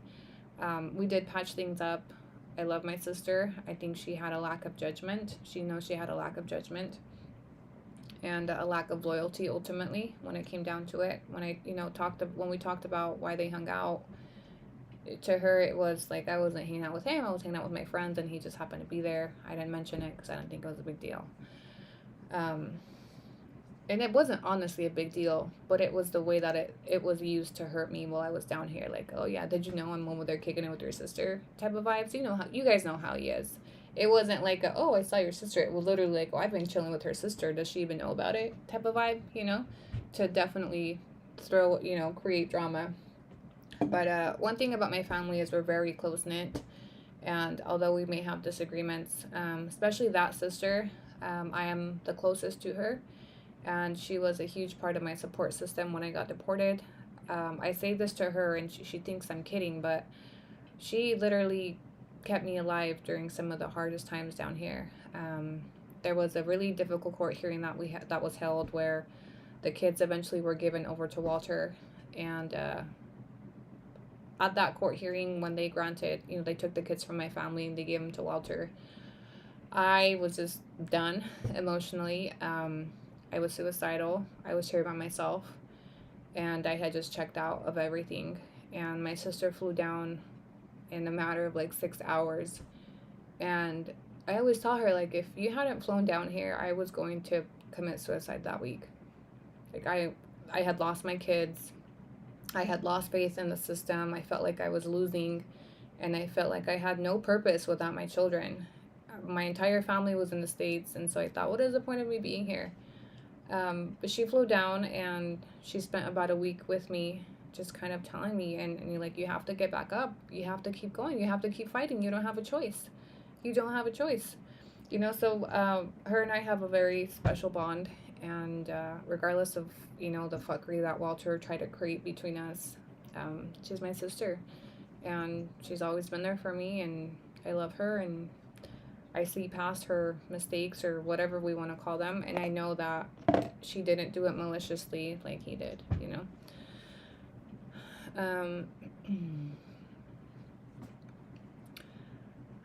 if you get mad at your sister for still hanging out with him, I think that's why a lot of your followers felt when you got back with him. Yeah, the thing is, when my followers got mad at me for getting back with him, like, it's one thing to, okay, disagree with my choices, but you can't be mad at me because you don't even know me. You know what I mean? Like, and it was like a show for you guys, right? And I needed to figure it out on my own. And a lot of you allowed me to do that and supported me through the process, through the downfall again, and through the rebuilding. And I love all of you for that. So do I understand why some people had an opinion of the opinion that they did when he came back into my life? Sure. But I don't think it justifies the amount of hate that some people spewed as I was trying to figure out my personal life. I was dealing with a lot of trauma, a lot of old shit. Like, I wasn't as strong as I thought I was going to be when he got here. Okay? And if I had been stronger and more mentally there, I wouldn't have made those decisions. But I'm human. And I had a weak spot still. I was still, like, look at me. When I talk about it, look how I still get. You know what I mean? I wasn't ready for him to get here and to be able to turn him away. He's very good at what he does. He's a great manipulator. He's a great gaslighter.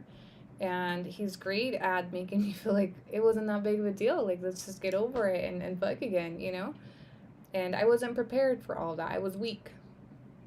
And I just think it's sad especially the amount of women that were the ones spewing the hate, is I just try to figure out my messy life, So yeah, the story needs to be sold to immediate production. It's going to be sold to La Rosa de Guadalupe one day. But I get it.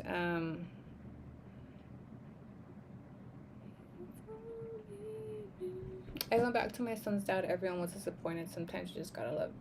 So many of us have gone back to our baby daddies, but Not all of us have gotten deported because of our baby daddy and their family. So I get it, right? I get it. A lot of people couldn't see past that. Like, that's what Julia would say, right? When we did the recap with her, like, okay, I get it, but bitch, I could never if somebody got me fucking deported. That was the factor that people couldn't get past because of all this trauma that I had shared. But this sounds stupid, right? I used to believe that the only way that I would heal, the only, like, how do I word this? The only person that could fix me is a person that broke me. Okay? And that doesn't make sense now. I know now that's not logical, but that is how I used to think. I used to feel like my healing was in his power. I feel like his answers were the power to my healing is what I used to think. Okay? So, when he came back and we finally had the opportunity to talk, I really believed that he was a missing piece to my healing. Okay, I thought everything's good now. My life is okay. I got through everything that I was going through. My kids are back. All of this, and he has the last piece that I need to be able to put this to rest. And I was wrong. I was really wrong. And so when I went back, it was with that, like, this last piece, right? I talked to Sabrina. I got all her answers from her. And now he is what's going to make it better. And I was wrong. I was clearly wrong, but that's where my thinking was. And I think a lot of us have had that thinking. Or, it took me going through what I went through last year to realize that my healing is within me. It's not within my relationships. It's not within him. It's not within my children. It's not within my circumstances. It's not where I'm living. It's in me. I read something that said trauma is what happened inside of us, right? When we went through something. It's not who we are. It's what happened. Oh, fuck, it was worded so well. Like, it's not what happened to you. It's what happened inside of you. And once you acknowledge that it's a psychological wound, then you have the control to start healing it. And it's just taken me some time, a long time to get there.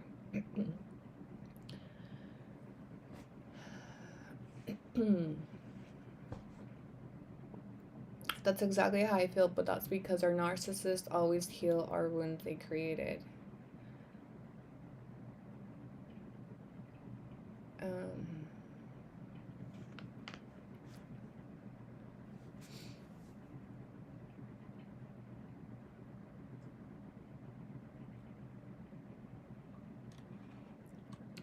Yeah, I think sorry, I'm just catching up on these comments. I love the cup design. Hi, Virginia. I love when you guys pay attention to the cups, even when we're this deep in the sauce. Entries are still open. $10 all access wheel through the pin comment. Yeah, I definitely did want to still get closure from the past in some way, but I've came to realize that the past, like, this sounds so simple, but lo que pasó, pues ya pasó, And I don't think, well, the closure for me was what happened, hands down. What happened between him and I last year is all I needed. And it sucks that that's what I needed to finally close the door. But that's when I realized that, there is no closure. Some people are just what they are and will always be what they are and will never grow out of what they are. And no matter how many chances I give and how many times I give them the benefit of the doubt, that is who they are, right? I learned that with my dad, my biological dad. I learned to accept him and love him for what he is and know that he's never going to change. He's never going to redeem himself as a father. And I look at Walter in the same light. In fact, Walter is literally my father, reincarnated. He has the same traits, same abusive habits, from the alcoholism to the financial abuse to the physical abuse. Walter is literally who my father was to my mother, right? And I've just accepted that that is who he will always be. Just like my dad is the same man he was 20 years ago. Like, he has never evolved, he's never grown, he's never changed. And I've learned to accept that and make peace with it and know that that's who he's going to be. And I've now started to apply that thinking to the father of my youngest two kids, That's who he will always be. He will never grow out of it. He will never change. He will never take accountability. It will always be your fault. You will always be the problem. You will be the reason why he is the way that he is. Everything that you guys saw on social media, that is who he will always be. And I've made peace with it. And you can either accept it and love him for that, or choose to go your separate ways. You know, and for me, that was it. I cannot settle for this. He will never change. He will never, if he hasn't changed by now, he will never, ever change. If what we went through 5 years ago with the kids and everything didn't strike a nerve to change, he will never change. And so I have to make a decision based off that, right? And unfortunately, I couldn't stay. I couldn't. I love my kids, and I wish every day that I could have given all 5 of them the family they deserved with their biological father, but I can't.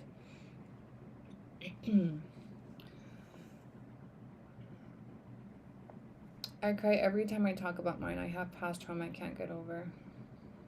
Yeah.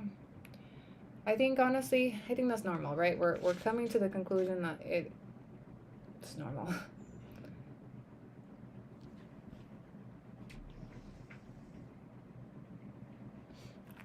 Blanca Garcia, bestie, thank you so much. I just got your 3 entries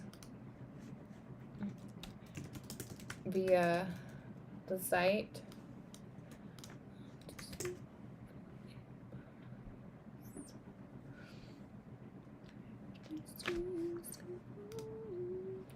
What did your mom and your sisters think when you told them you had gotten back with him? My mom was worried. My mom called it. She told me he would hurt me. My mom's biggest, and not just hurt me, she knew he would physically hurt me. My mom's biggest worry, because if you guys remember, I've mentioned it before, Walter and I were going to get back together 2 years before he came back. And then he decided to play with me and marry Karina instead, right? And at that time, I had told my mom, like, Walter is going to move down here. We're going to be together. It's going to work. And she was like, he's going to hurt you down there, and you're not going to have any help. The police down there are not going to help you. Like, he's going to put hands on you. And I was like, Mom, he's never done that. He would never do that to me, right? That was her biggest worry whenever we talked about it. Well, he obviously never came down 2 years ago. And when he finally did get here and we ended up, getting together, I didn't tell my mom. I was ashamed. And I didn't want to worry her. If you guys remember, she actually came down to visit shortly after he got here. And he was staying in my house, but I rented him an Airbnb for the week that she was here so that she wouldn't see him. Because we didn't feel like she was ready to... She knew that he was here, but she didn't know we were together. And so I hid it from her. And I rented him an Airbnb. I sent him downtown for a week. He called it a little vacation because he also didn't have the balls to approach my mom. Now that I look back, I realized how I enabled him to be a coward, because if he was a real man, he would have taken that opportunity, approached my mother, apologized, gave her something, but because he didn't and I was afraid of her reaction, I hid him from her. I rented him the Airbnb. She came to visit. She left, and I didn't tell her. And I know that she eventually realized it. We never really discussed it. She gave me my space to make my mistakes. And then when shit hit the fan, of course, I called her. I called her crying like a dumbass, and she knew, She had predicted what would happen, that he would hurt me physically. And she never said, I told you so. None of that. She just quickly, got on the ship and said, what's the plan? What are we going to do? How are we going to keep you and the kids safe? Do you need to send the kids up here? Let me call this person. Let me call that person. She just was a mom. She was completely supportive. She gave me my space to fuck up, and she was there when I needed the help to get back up on my feet. My sisters were the same way. They didn't really express an opinion. They just kind of expressed worry, told me to be careful. They were all worried. They knew it wasn't going to end well, I think, like everybody else knew. But one thing, moms always know. I just think it's crazy that she called it out because, I don't know, I guess he had never hurt me physically. So I was like, you know, that's not him. Like, yeah, he does stupid shit, but he would never hurt me. I think that's why it hurt so bad when he did. I think that's why the betrayal hit so differently, where I was like, I just never thought he was capable of doing something like this to me. I defended him. You know, I told people there's no way. And he really did everything that they said he would do. And that was hard to, I think that's why I'm still hurt. I'm not even angry. I just feel so betrayed. It hits different when the person that's supposed to protect you and your kids physically hurts you. It's so different when they hurt you emotionally, when they cheat on you, when they do all this other shit. But when they physically hurt you, it just hits different. It hits really different.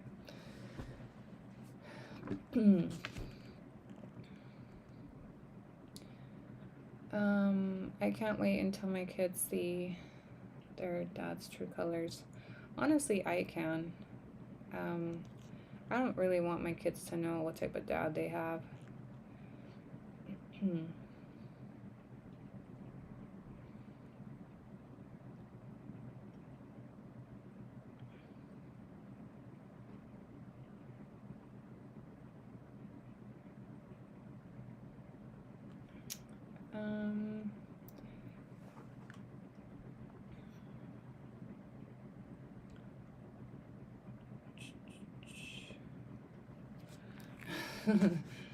um, good night, bestie.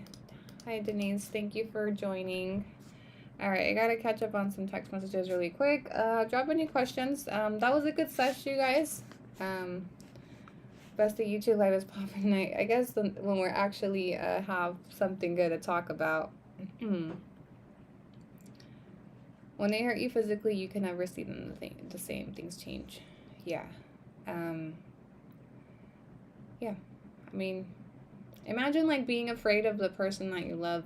You know, it just changes things, or that you loved at the time.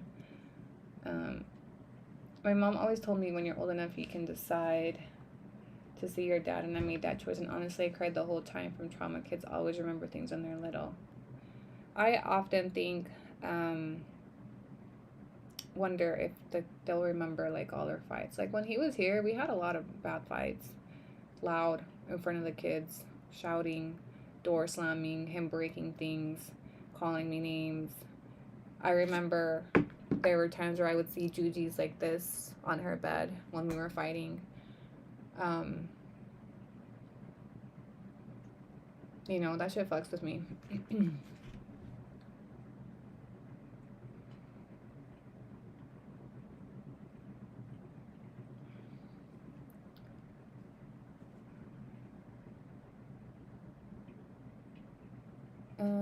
Did you have it easier with your oldest kid's dad when you were going through deportation BS with Walter?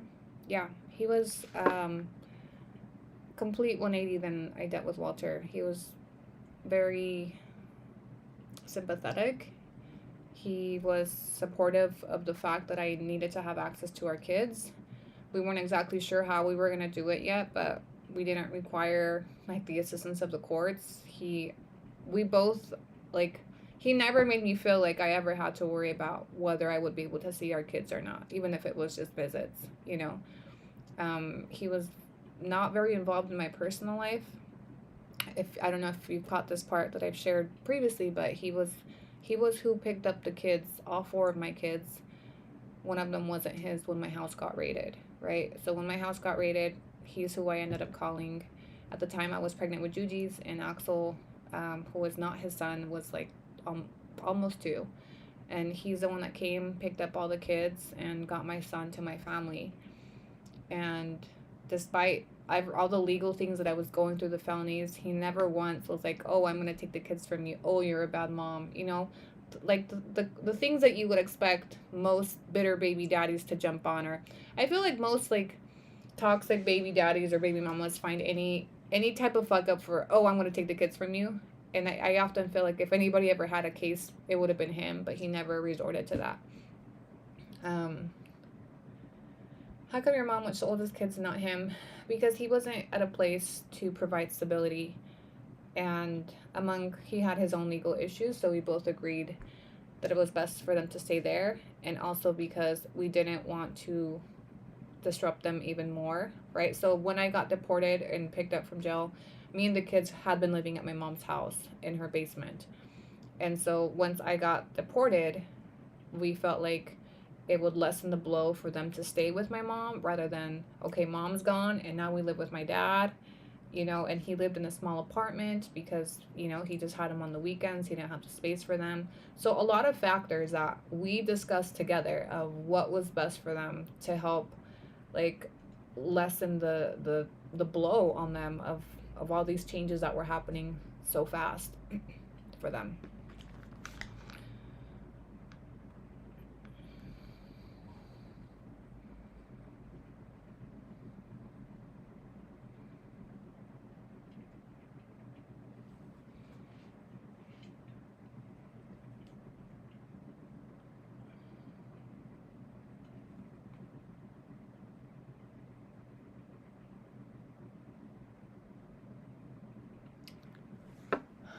Um, Shanine. Oh, Shanine, yes. Get to bed. You got an early flight to catch.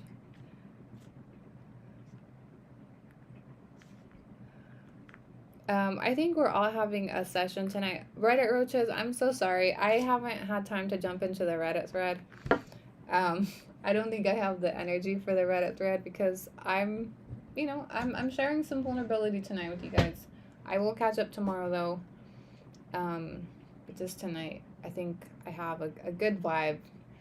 I realized that my vulnerability or my version of events aren't everyone else's, and that's fine. But this is my narrative, I guess. Having a supportive system is key to parenting. Glad you have a supportive mom. Yeah, I would not have been able to do it without my mom and my sisters, really, because they are what held everything together during all the crazy, like we're stable now and things are great, but they weren't always that. They weren't always that.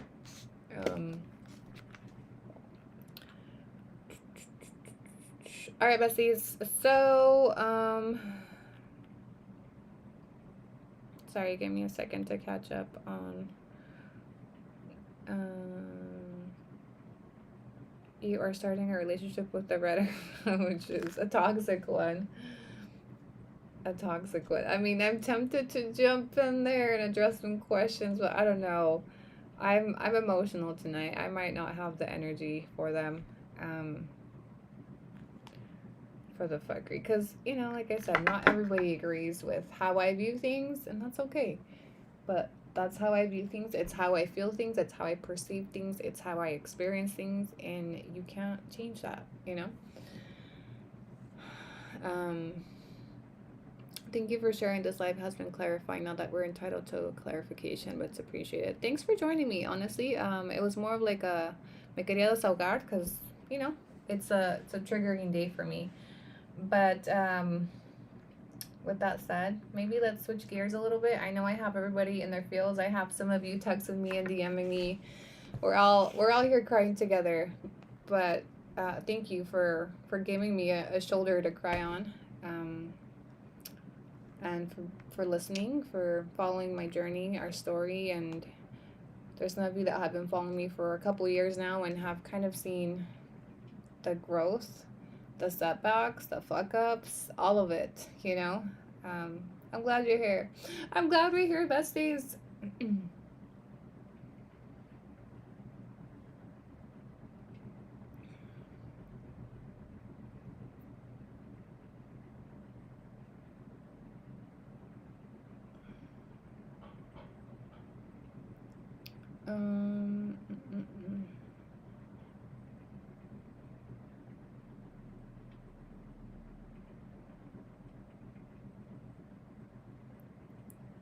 Sorry to be personal, but how do you do it for taxes with your oldest? Does you split it with their dad? I feel like it's always an argument between me and my BD. You should have some type of, I don't know about you, but we have a divorce decree, which regulates who claims who. And even on the years that we also had to introduce my mom into that agreement because there's a time frame where she took care of them. So honestly, me and my BD, like my oldest three, we are very much, we just work things out between ourselves. He's not very combative. He's not your typical like argue about everything type of BD. He just kind of lets me figure things out and lets me decide, and there are times where we don't agree, but for the most part we do. um Civil, yeah. Yeah, I mean, like I said, we do have disagreements, but we can talk through them over the phone, which, that's that's a lot because sometimes it's difficult to be able to do things telephonically. We've learned to, we have to, um, and we're successful at it for the most part.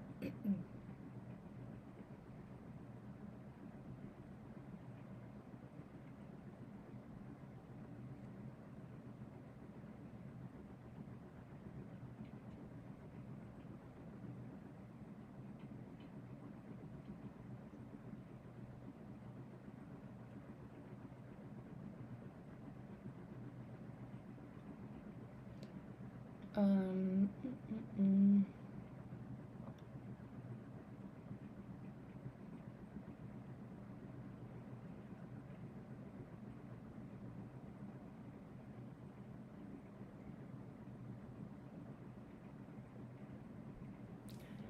mm, all right, besties, it's 11:30. Hold on, I'm catching up on our Reddit thread now.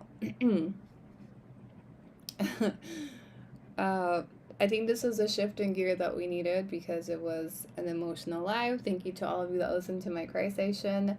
But now it's let me jump in on this roast session. um,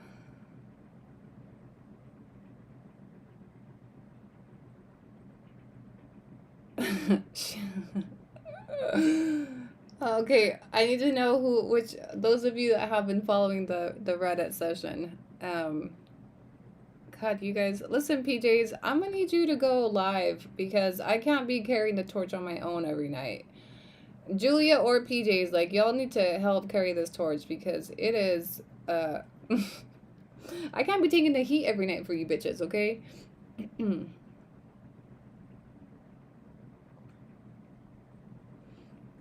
Once she stops crying, besties, the wheel is open for tonight. Are you guys mad I'm doing both at the same time? Okay, I'll read some of these to you. Uh, I agree he did fuck up, but they all did, and he's not innocent. This would not have happened if she didn't steal from her employer. I'm pretty sure I said that at some point during my life, like that I placed myself here. Um, Shawnee, not you in there fighting for your life with the Reddit roaches. Where is she? Oh, she went to bed already. I'm gonna need y'all to leave Shawnee alone, okay? And I love that she jumps in there with her real name. I love that for her. Anyway, roaches, the wheel is open. She said once she had the opportunity for citizenship, but said she thought it was too expensive, but says she's always prioritized her extension since the age of 21. Um, you may be onto something. I have always had, bomb ass hair. Somebody in there said primero muerta que sencilla. But I think you guys also take a lot of things. You're doing what Julia did, right? You don't know. For all you know, I've had sugar daddy since I was 21. I've said to you guys, I didn't prioritize my citizenship because I didn't realize the importance of it until it was too late. Now, the majority of you guys did really stupid shit when you were 21 and 22. Like, my 20s were a fuck up, all right? Now, not all of you equivalent to felonies type of stupid shit. Mine did. That doesn't make me better or less. It just means we made different types of mistakes. And the majority of you guys have done a lot of illegal shit. You just are never held accountable. And that's the only difference. Is Walter redeemable? Immediately, no.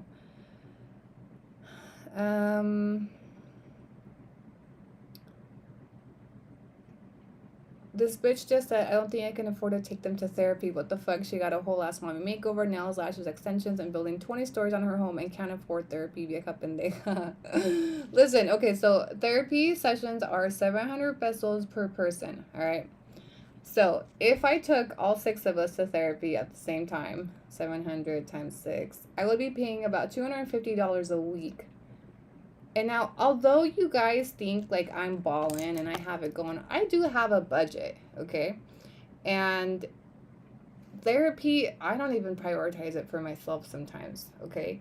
And I even said to you guys, like in my moment of vulnerability, I'm actually scared sometimes of what a therapist would tell me if I took my kids. I'm scared of them telling me I fucked them up, point blank. Like, that's me being real and raw. But also affordability. Like, I have a budget, you guys. I know you guys think I'm like a super scammer and you know, and I got hella money, but everybody has budgets. Even the richest of people have budgets and the way that they manage their money. And just because I have money one week doesn't mean I have money every week. Like, I need y'all to stop, thinking like I don't always have it. I like to tell you guys I do because I know it pisses you off, but I do have days where I'm like, fuck, man, I'm short. And this house project, I didn't know it was going to be, I didn't know what I was getting myself into, and now I'm too deep to quit, so I got to finish. But once I finish, maybe we'll revisit the therapy for all 6 of us. Orejita thought she was safe. You roaches don't disappoint. The math ain't mathin'.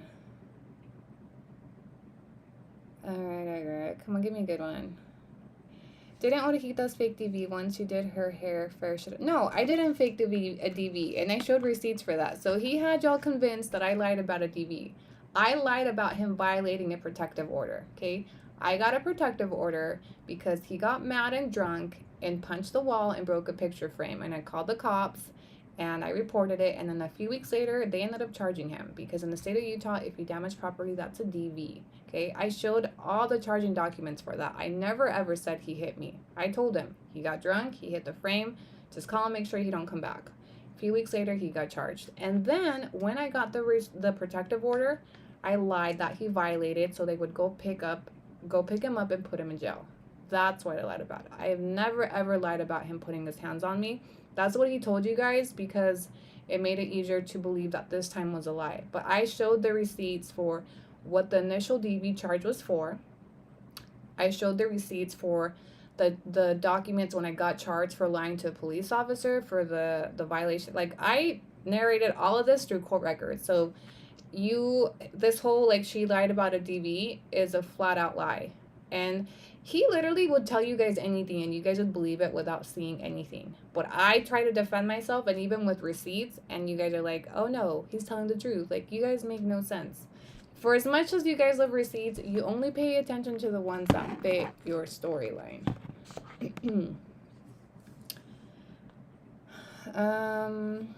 She didn't claim DV until Walter caught her with dick pics from Caleb or whatever his name is. He didn't catch me with dick pics. What he caught was Caleb had sent me a video of me and Caleb, right? Okay, this is the one time Juan that caught me slipping. This is why he was convinced that I was cheating. But back in 2000, whenever Juju's was conceived, right? Caleb texted me some images, videos, right, to my phone. And I was like, what the fuck? Why do you still have these? Like, you should delete these out of respect for me, whatever, right? He's like, okay, I deleted them. Well, my dumbass had my iPhone synced to my iPad, and so the message got sent to my iPad, and I never realized it. And one day, Walter was snooping through my iPad, and mind you, these messages were old. But he found the video, and he watched it, and he got butthurt, and he convinced himself that I was cheating on him with Caleb. And then that's kind of when we started having problems. But the DV claim was not an actual, in my opinion, wasn't even a DV claim, because I didn't say that he hit me.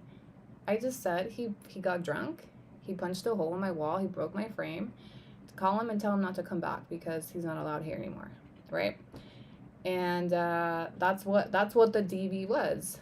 Nowhere in there does it say I told the cops, oh, he hit me, because I never did, you know? I do wish that, like, I do wish you guys would require some receipts for some of these claims, but I get it. They're entertaining. Where the fuck Shamu at? Bring Shamu out. She will clarify this.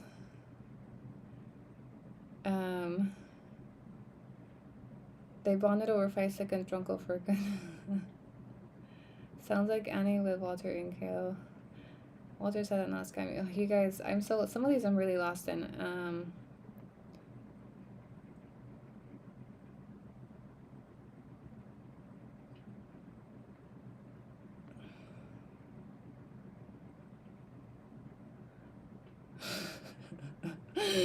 Oh, Ash, are you guys in here? I don't think I can catch up on all these tonight.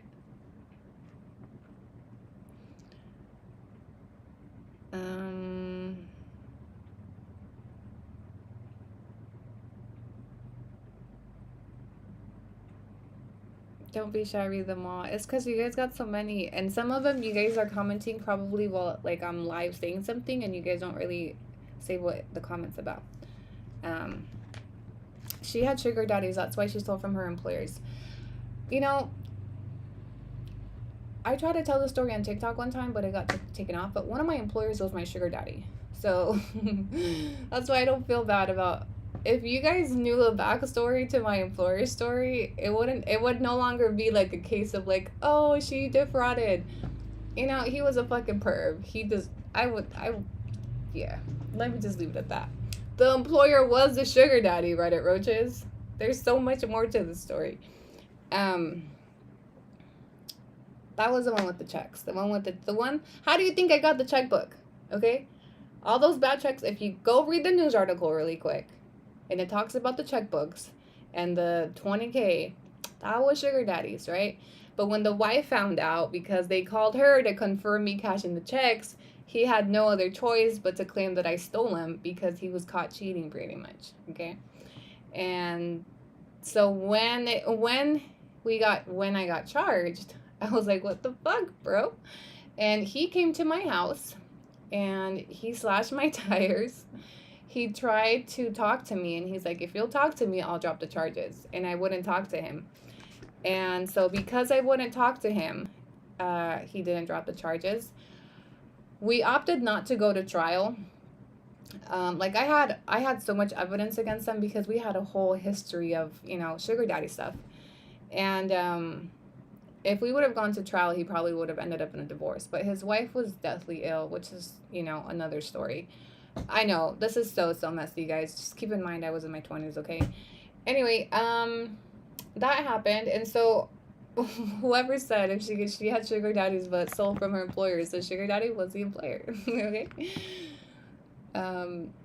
Yeah, he straight threw me under the bus. I mean, after that, never again will I trust in sugar daddy. Y'all ate shit. News article said it was a dentistry and a trucking company. So the owner of the trucking company was a sugar daddy. His name was Vince Mortensen. And Vince, it was Mortensen Trucking or some shit was the name of the what is it? Trucking company. The dentist office, total victim. Okay, he was not a sugar daddy. Would you ever let the kids visit Walter? No. When they're of age, they can choose to on their own. You can tell she's lying. Oh, you don't like my plot twist, huh? You don't like my plot twist because then it would possibly change the way that you view my story. But it's fine. It's fine. I know what it is. If I don't make me pull receipts for those because I have them. I don't delete anything. Okay. Somebody in here said, "Oh, she was upset." She says Michelle's obsessed, but she has a whole, you know, screenshots for everything. Yeah, I'm a very organized bitch, and half of my life has been spent in a courthouse, okay? So I have proof of everything. I have receipts of everything. So if I ever tell you a story, just know there's a receipt for it. Always, always. Whether it's an email, a text, a bank deposit, like it's something.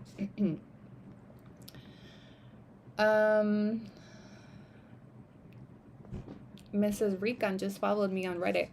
I love that some of you Reddit roaches have been following my Reddit. All right, besties. Entries are still open. All access wheel, $10 entries will give you access to whatever set of your choice. Because couldn't get one of those sugar daddies to pay for that citizenship. Have you seen how many on Instagram constantly offer to marry me for papers? But it doesn't work like that. It doesn't work like that. You literally can't pay. Like, I was married to a citizen, like a legit marriage, not like Julia's, and I didn't apply for my citizenship. I didn't need a sugar daddy to pay for it. I just didn't prioritize it. Literally have said this over and over. I did not prioritize it because I didn't realize how important it was.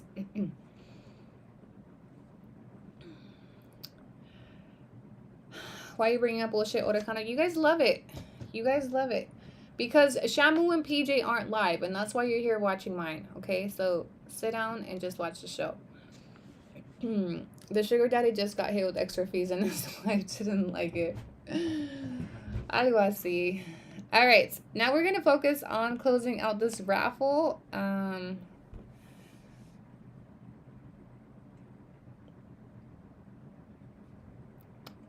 Do you ever miss Walter? No. There was a time, you know, that I missed the idea of Walter. I realized I was never in love with Walter. I was in love with the idea of a family and the idea of him.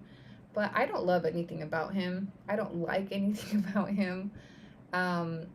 There's not much to miss. I don't miss the abuse. I don't miss walking on eggshells. I don't miss taking care of him. I don't miss him, right? I don't. But there were times where I missed the idea of a family, definitely. Someone said, Walter, get out of this live. You know, I think it's normal for any... Are you saving this live? Yes, it'll be available for replay. I think it's normal for anyone, any breakup, okay? No matter how toxic it is, at some point you do get sad over the person. Or maybe even miss them, you know? And maybe in the very beginning when it was fresh, it was difficult. And yes, I had some confusion of, you know, missing him or being sad and double second guessing myself. But because it was so public, there was no going back. And that's why I made it public. That was why I posted it, because I knew there's no coming back from this. There were so many things that I hid, you know, through those 9 months, because I knew that if people find out about this, like, I will never be able to come back from it. So I hid it, you know. And when we hide things, when we hide the abuse, we're protecting the abuser, and we keep the cycle going. So when I exposed it, it was one for accountability. And I knew that there will be no coming back. Even if it wasn't abuse, even if it had just been him cheating or whatever the fuck he was going to end up doing to fuck it up, once I shared it with the world, it held me accountable to not go back. You know what I mean?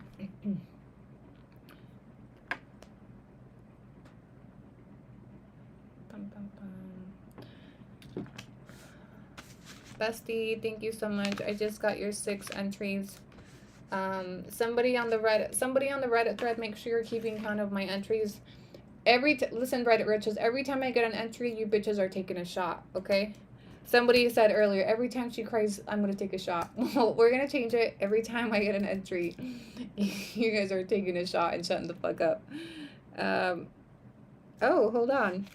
Bestie, what the fuck? Hold on. Ash is gonna get you guys wasted in a second. Ash just sent in 16 entries. 2, 3, 4, 5, 6, 7, 8, 9, 10, 16. And got us super close to goal. Thank you, bestie. I love you.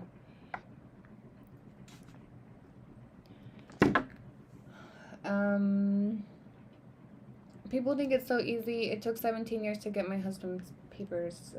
Yeah, super hard. Ash is balling. Ash is... Oh, what did you guys say the other day? We were like, it's almost tax time. We're going to be the the Raffle Queens again.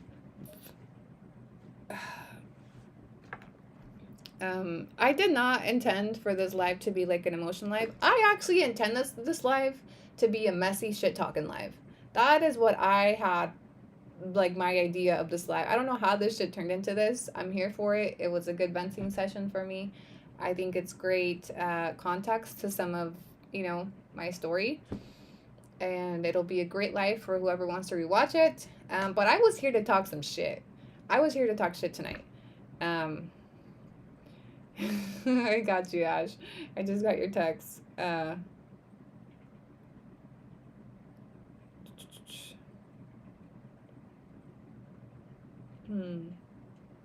Oh, talk about Walter's new house. That's what I was here for.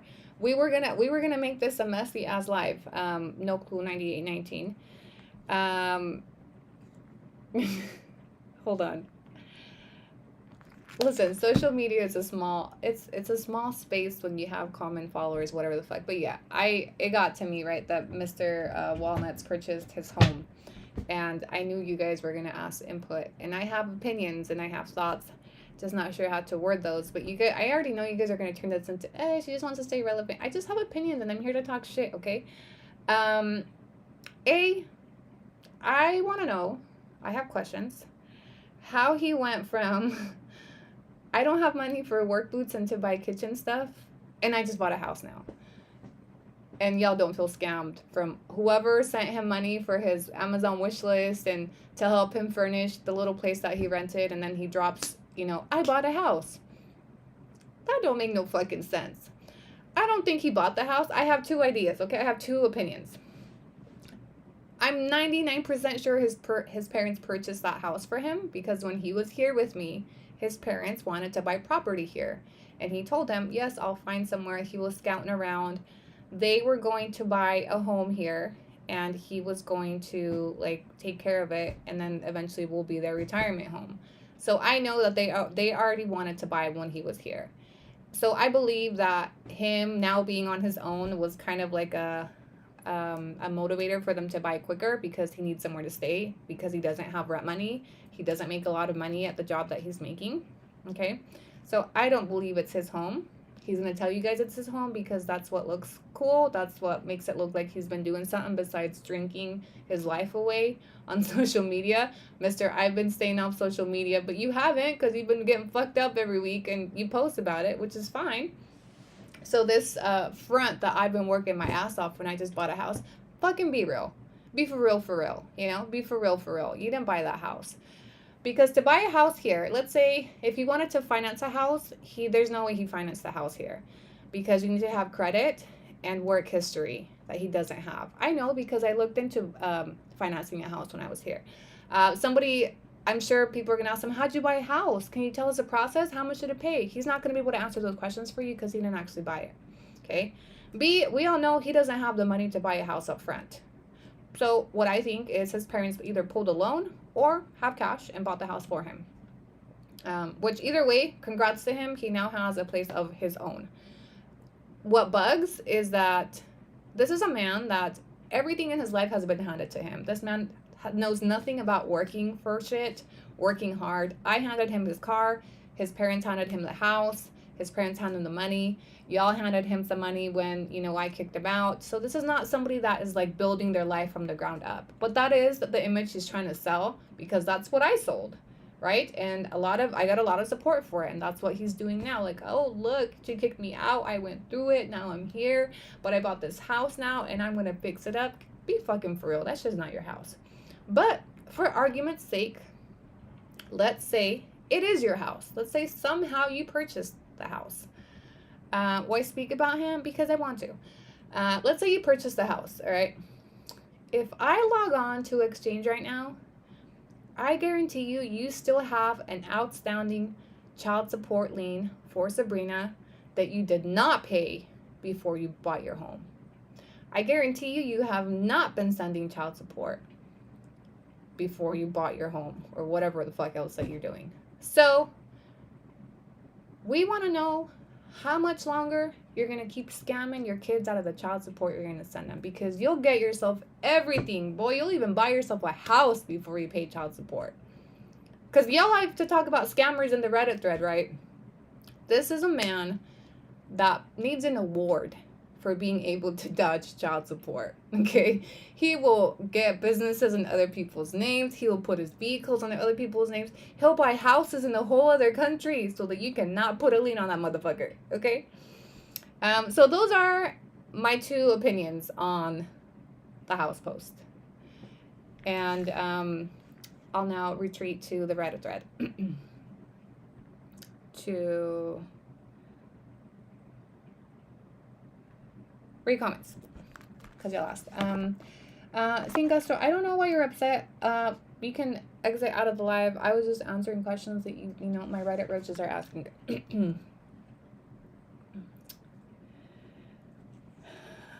Someone's keeping tabs. You guys literally just asked me. You just asked me. And if you are the type of bitch, listen, if you guys are in here telling me that you guys don't hear something about your ex and you don't have an opinion and you don't talk shit or you don't say something, you're a fucking phony ass liar, okay? If y'all want to talk about keeping tabs, you guys keep tabs on PJs, on me, and Julia every day, okay? So I keep tabs, you keep tabs. That's why we go together, okay? Let me catch up. Someone in here asking to get blocked. I'm not gonna block you. I'm just, you know, I'm just making content here.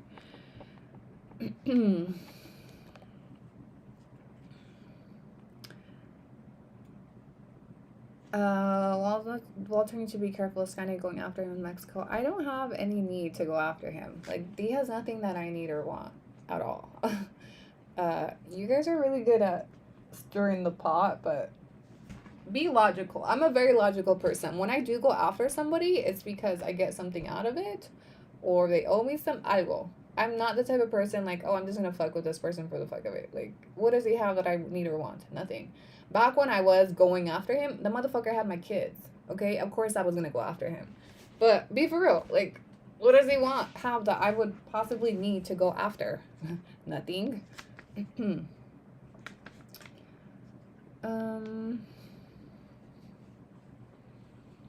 No, bitch, you said you see him drinking his life away on social media. You're asked about his home. So, I can address whatever the fuck I want, okay? Se descubrió sola. I'm here to tell you right now, I get shit all the fucking time, just like you guys send him my shit all the time. The other day, somebody sent me a screenshot where somebody told him, oh, Scammy's on there talking shit while you're over here living your best life while he was drinking at a bar somewhere. And I wasn't even talking about him that night. That was the night that I did the Julia live, okay? So you guys are the reason why we both can keep tabs on each other. If this was a regular schmegular breakup, like, I don't give a fuck. Like, he's in a different state, wherever the fuck he is. It wouldn't be like this. But because you guys are like the middleman, you help me keep tabs and vice versa. And he'll tell you the same shit. I don't give a fuck about her. Yes, he fucking does. He will never admit it. But I guarantee you, he knows exactly what I'm up to, exactly what I'm doing, exactly where I'm at, where the kids are, because of you guys. You're welcome. Hello, Annie. Not you missing a 5-second tronco. I hate you guys. Somebody said we bonded over 5 seconds. Oh, hold on. I gotta address this. One of you guys was like, if it was 5-minute tronco, you wouldn't go back to it. When you have kids, you overlook a lot of things, okay? And if you bitches have ever gone back to a toxic baby daddy, you guys know we don't go back because the dick is good. We don't, okay? We don't. We go back because we are the idea of a family. Like, I would settle for 5-second tronco for my family. I was willing. Listen, why do you think I was in such a bad mood for 9 months? All that shit he was talking about me, like, she's always in a bad mood. She's always this. She's always that. Well, no fucking shit. Why do you think I'm in a bad mood? You only last 5 strokes, bro. You know? That is not why we go back. Sabrina, I have screenshots of Sabrina talking the same shit. The dick is small, and he doesn't last. And I was like, so why would you go back? I was the one talking shit to her back then when we were talking, right? And she said the same thing. My family, you know, I wanted it to work. We would settle for you guys, okay? Women do that shit. Like, a lot of you have probably dated men with small dicks or weak dicks, and you don't break up with them just for that fact. Now, I will say that I have gone back into toxic situations because of good dick, but they were not my baby daddies. I know, that makes no sense. It should be the baby daddy that I'm going back to for good, but yeah. When you have kids with somebody, it's not because they have good dick. All that means is that I made him come twice. That's all it means, okay? Men have this, like, concept, like, I see it said a lot, like, men try to have comebacks, or that's why you got kids with it. Yeah, logically, think about this. All that means is that I made him come. Not once, but twice. So all that shit he was talking about, oh, she doesn't do shit in bed. Then how, bro? How the fuck? My shit must be that good because you had 5 strokes and you was one and done twice. Okay? Walnut, put a flamingo emoji if you're here. Blink twice if you need help. So you desperate ass hoe. I wouldn't refer to myself as a desperate ass hoe. I would refer to myself as somebody that wanted my kids to have a daddy. And I would refer to me as somebody that also wanted a daddy to. I wanted to have a daddy to call a daddy too. It wasn't that one, unfortunately. It just feels like when Kim and Kanye broke up. You guys do remember I used to refer to him as Kanye because he was given very much Kanye vibes when we broke up. Yeah, I need some. Is there anything new with Doño? Oh, I don't know about him. You threw us for a loop on that one. So yeah, let's see who's mad on IG. I need screenshots. Wait, what? Oh, some girl was like, why are you still talking about him? Block me. I don't care. I was like, I'm just here, ma'am. You guys have to understand the fact that I birthed 2 of this man's children and I dealt with so much of his shit. I have a lifetime entitlement to talk some shit. For the rest of my life, I'm gonna talk shit about this man. I just want y'all to know. And if that is a problem for you, like, go ahead and hit the follow button because this probably won't be the last time. Every now and then it's relevant again. And the fact that it's now on social media, come on, I'd be tone deaf if I never address this again. I would be just like fucking Julia right now is tone deaf, okay? It is what it is.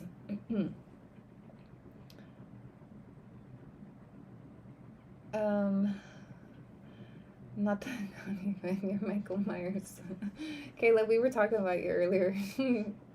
I was telling them how it's your fault. It's your fault for sending me the porno that one time. All right. Let me, fuck, it's midnight. Good thing I don't gotta go to the gym tomorrow. So we need 27 more entries to close out tonight and spin. I did want to do a bonus wheel too, but time permitting, because it's already midnight. I have to close out this wheel before I open up the bonus wheel. So you would laugh your ass off. We need 27 entries left to spin. You can enter through the pinned comment. Entries are $10 each. It is an all access wheel. If you have already entered and you are waiting for the spin, let me know which set you will be choosing. Go. You're so strong mentally. I couldn't with so much hate. I think you just build a tolerance to it. You get used to it, honestly. It wasn't always like this. In the beginning, I was very, very sensitive. ¿Ya terminaste con tu acción? Nope, not yet. I did get my new lavadero today. You guys remember, I've been mentioning it on my lives, but they broke my other one. I got a bigger one this time. So I'll have to do a little vlog for you guys on my new laundry room because it's finally done. It took us like 2 weeks to do the wall and then to finish out the laundry room, but it's all done as of today. It's midnight.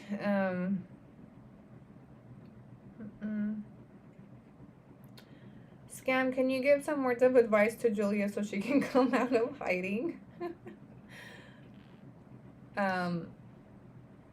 Did you see the flamingo on Reddit? Yes. I don't know what's up with Julia. Listen, you guys, Reddit roaches, I don't think she's gonna address anything. I don't. It doesn't go with her new image. All that ghetto shit was last year because she didn't make money back then. Now she realizes she has brands looking at her platform. She's not going to talk about it. Mark my words, she won't talk about it. I will be very surprised if she does. Martita Hernandez, bestie, thank you so much. I just got your 2 entries. We are down to 25, so we need 25 more entries to close out. Martita, that got you on the wheel twice. Earlier with the chicken. Oh god, I'm gonna end up on it for this. Collab with newbie. I don't know who knew. No, no, I'm not pulling a Julia. No, y'all already know she collabed with Michelle. I'm not doing that. Collab with Dewey. Oh, I'm so sore.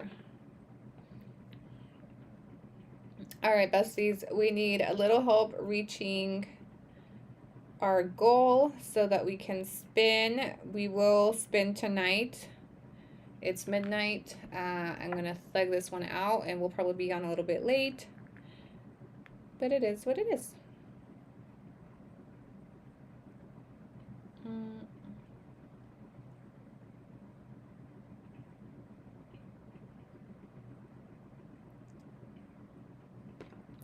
Analia P, thank you, bestie. I just got your 2 entries into the 10 wheel, the all access 10 wheel. So remember, Analia Page, entries are $5 each. $5 $10 each. All access wheel. Winner will choose the set of their choice from current inventory, including VIP sets. And now we need 23 entries left. How do you feel with your muscles post-op since you've been stretching and working out? They're still not 100. I feel better working out when I don't work out. Like, I took a week off when I went on my trip and my muscles got all tight again. So the gym has definitely been helping. I posted an ab workout that I did today at the gym. I meant to add a little caption to it, but it's one of the few ab workouts I've found that I can do comfortably without, you know, feeling some type of pain or discomfort. Do you have to wake up early tomorrow? Yes, I gotta get up at 6 to make the kids lunch and take them to school, but tomorrow is rest day from the gym, so I don't have to go to the gym, so I can take them to school. I'll come back home. I actually need to shop for Axel's birthday tomorrow. His birthday party is on Saturday, and he asked for a very simple party this year, but that's what I'm gonna do tomorrow, is shop for Axel, and then I will ship on Thursday. And what else? Fabiola Bestie, thank you so much. She just sent in one more entry for the all access wheel. Fabiola, let me know once you get your cups, Bobby, because I swear to God, if they fumble this one, I'm quoting DHL. So we need 22 more entries to close out our night. Thank you to those of you that have helped us get closer to our goal. We will announce winner tonight. It's an all access wheel, $10 entries. Let's see.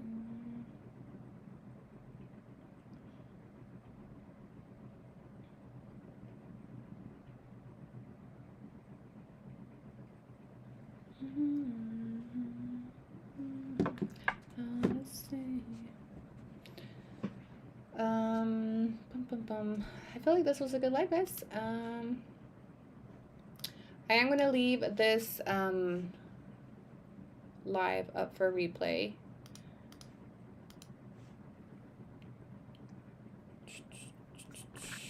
For those of you that miss it. Are you spinning bonus school tonight? That's the goal. I haven't announced it yet or opened it, but I do have. So the bonus wheel is anybody that entered yesterday, and then I will drop it after we conclude this one. So hopefully tonight. You know, I will still stuck at the hospital with my baby, but my dude will be home to grab him, hopefully. You better tell them he better, like, stake him out.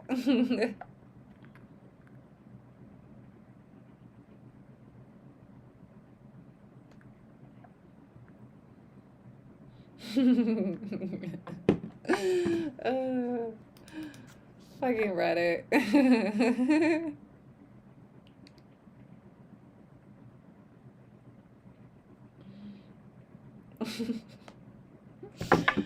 Okay, what's up, besties? Okay, where are we at? So 22 more entries so we can spin, entries via the pinned comment. It's 12 a.m. My goal is to close this in no longer than an hour, because then we still have to do the bonus wheel. Not Reddit calling me out. The least they could do is spell my name right. I'm telling you, every time I get an entry, their butthole probably puckers up in there. I'm sorry, guys. It is what it is. What the roach is saying. I just love that I love that I named them. I really do. The Reddit roaches. It's a toxic relationship. It's a love-hate thing.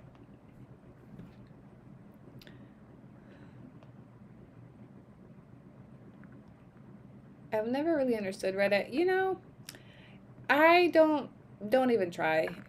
Sometimes I wish I hadn't been introduced to Reddit. You know how I was introduced to Reddit? One of the besties was like, your OnlyFans got leaked. And I was like, what? And then that's when I found that thread, right? That is now banned. And then I found the snark page, and that was back when Johnny was on it. When Johnny was on the snark page, it was a whole different vibe, you guys. It was weird. It was kind of gross. It was creepy. Now it's kind of fun. Now it's not as, like, I mean, it's still kind of fucked up. It's still fucked up, but Jessica Mejia, bestie, thank you so much. I just got your 2 entries via Venmo. So that leaves us down to 20 entries. I think Reddit needs some dingle. I did recommend some to them the other day. Lori, bestie, thank you so much, Lori Carvajal. I just got your entry on Venmo. Besties, we're down to 19. Lori Carvajal, thank you, bestie. 19 entries left for us to meet goal and announce our winner. I'm confident we can reach that in an hour. So 19 entries, or equivalent to 190 USD, so we can close. Girl, what's something I can do with my kids in PV? Go to the beach. Go to the beach. It's really, there's not like a ton to do out here with kids. It's like the same stuff over and over, but the beach never gets old to us. Well, to me, anyway. Funny how they hide in Reddit, scared to show who they really are. You know, Reddit is the one page. Reddit is what it is because people can go on there anonymously and say whatever they want without being identified. You know, it's what makes it kind of fun, but also dangerous, because sometimes shit gets out of hand in there. Reddit peeps by the last 20. Yeah, shout out to the Reddit roaches. We got 19 entries left. Some of you even expressed that you wanted to enter the other day. So now's your chance. I will remember, my cups get to you super fast, faster than PJ's. If you were considering entering a raffle, this is probably the one you should join. Pin entries through the pin comment.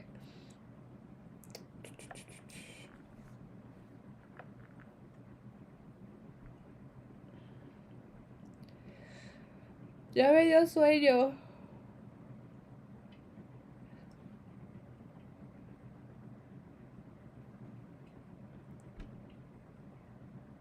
Karol G is dropping a new album soon.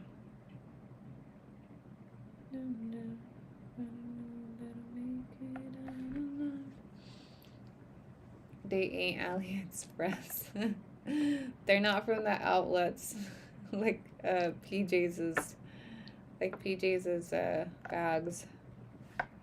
You know, for all the shit she talked about my cups being from AliExpress, and then she goes and she buys her designer bags from the outlets or El Tianguis, like, you know, you fucked up for that one. That one doesn't make sense.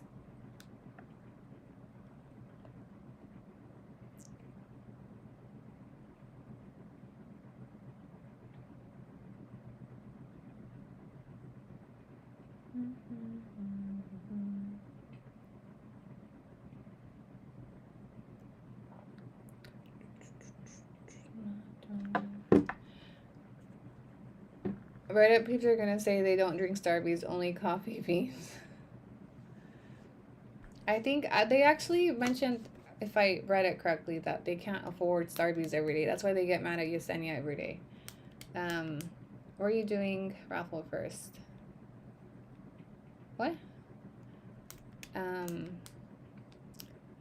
Is there any cute Valentine's Day cups? Honestly, this year for Valentine's, I'm not impressed with what they released. They already dropped the ones that I posted on my Starbucks account with the doodle cup. And then the next one they're going to drop is the blue gradient. I just don't love it. Last year they dropped the brick red and the navy blue for Valentine's at the same time. And those were really, really cute. But this year their Valentine's selection is blah, in my opinion.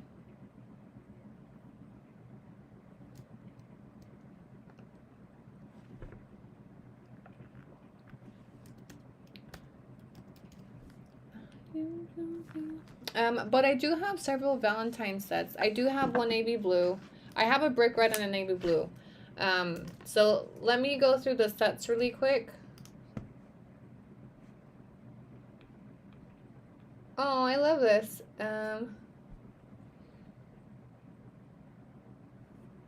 I typed in stbxstarbies.com to Google and it popped up my YouTube, my raffle videos. I love this. We made it. We made it, besties.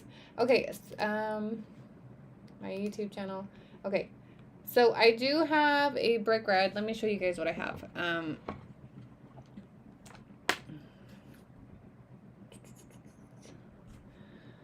Okay, so you can get to this page through the pinned comment. Remember, all sets are up for grabs tonight, so there is no VIP wheel and 10 wheel. It's all the same wheel. It's an all-access wheel, so any set that you see, you can claim it if you win. The brick red, so I have one set with the brick red. These are last year's Valentine's release, brick red and navy blue, and I paired it with the doodle. This one released this week. Was curious to know if you did raffles before PJ and Shamu. I am where they got their inspiration from. Yes, I did them first. Not saying I'm the only person to have ever done raffles, but definitely motivated these two to start. Okay, so let me go through the sets really quick. The purple set. I'll start with the VIP sets. The Weechel Cup is only available on the VIP sets, but again, tonight's wheel is an all-access wheel, so you can claim any set of your choice. Some of these are hard to find cups, overseas cups, 5 to 6 different cups in one set. You can review inventory through the pinned comment in my, my pinned comment has my site on it. I have a couple of Valentine sets. This is one of them. And the other one is... Hey, where is it? Oh, right here. This is the other Valentine set. So, yeah, brick, chili red, the black matte from Europe. I have 4 of these left. So you can skip through all the sets here, and then if you scroll down, there's more. There's probably like 40 to, I haven't counted them, but I think like 30 to 40 different sets, if not more, that you can choose from. This one's my favorite. I love the color match. So this is where you can review inventory. Entries are $10 each. We are closing in about an hour. So if you want to join, you can do so through the pinned comment, Cash App, Venmo, Zelle, etc. All right, where is my YouTube? I'm going to bed, Bessie. This 1:15. I gotta work tomorrow. Good night, Bessie. Thank you for joining us. Is the black from Europe different than the one here in the US? I don't think so. No. They're just black matte. I don't know what the only difference is, the SKU and the price tag on the bottom. So I don't see any difference. Because the one I had, the one that Andre broke a couple weeks ago was the US. And then I got the 5 Europes and they look the same.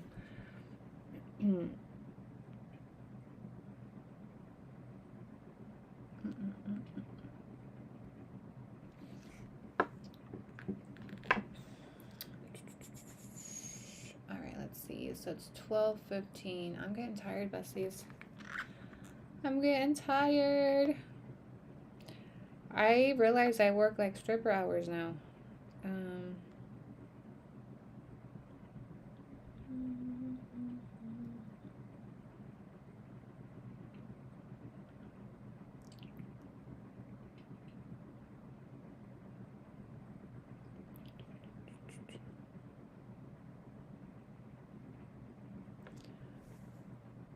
Do you guys follow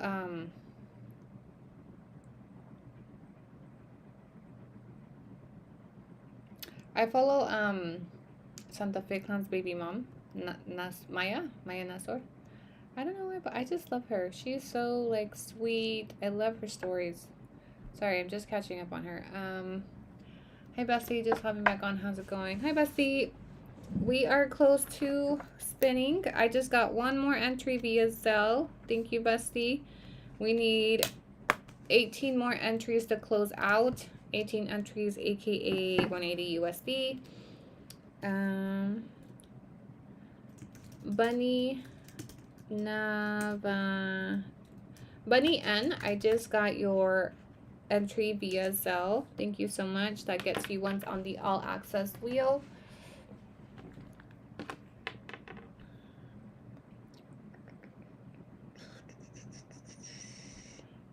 If you have entered and you're waiting for our spin, please hit the comments and let me know which set you'll be choosing, just so I know which one I'm going to part with tonight. Those of you on YouTube, thank you for joining us.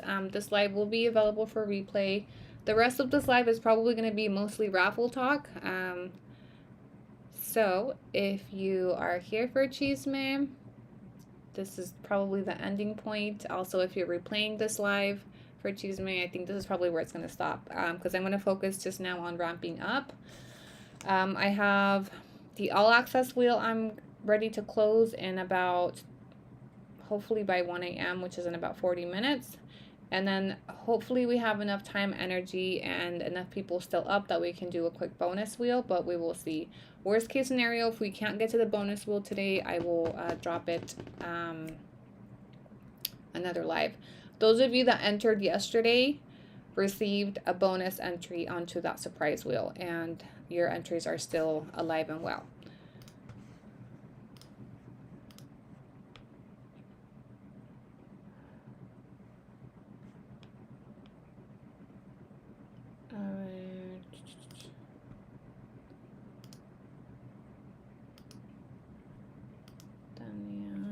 Hold on.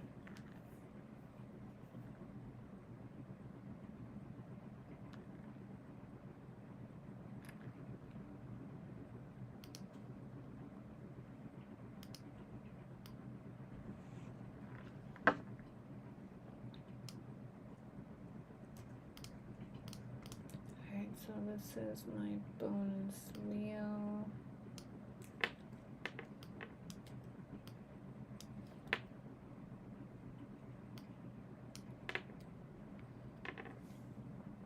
I have not announced what the bonus wheel is. No, I am wrapping up the all access wheel before I do anything with the bonus wheel.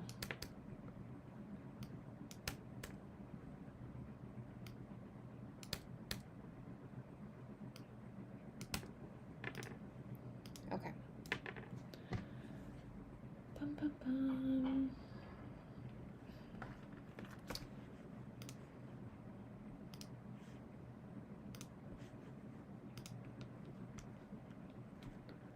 Oh, insert ad.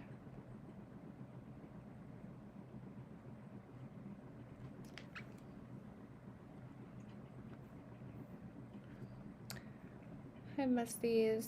Those of you that are still here, can you drop your time zone or let me know what time it is? I'm always curious, those of you that hang out this late, what time it is where you're at. It's 12:30 a.m. here. It's pretty late. We're gonna go for another half hour and try to close up our gap. We need 18 more entries so that we can close and announce winner, hopefully in an hour. If you haven't entered, you can still do so. 10:23. Oh, good. Good. I love when you guys are earlier. I don't feel too bad.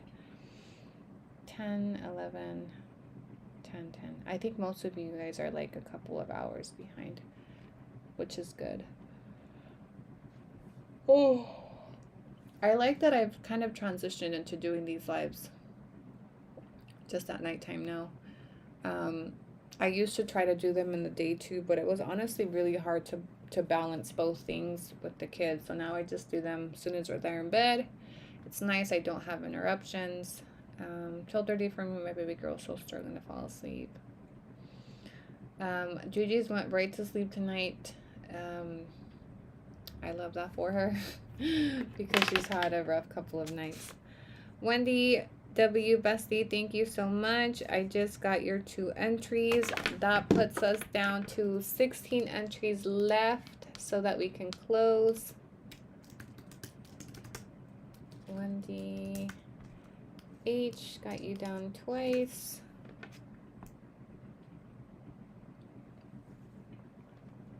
I tried watching it earlier, but my baby wouldn't let me.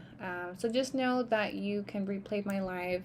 We did cover a lot of stuff today. You can replay on YouTube.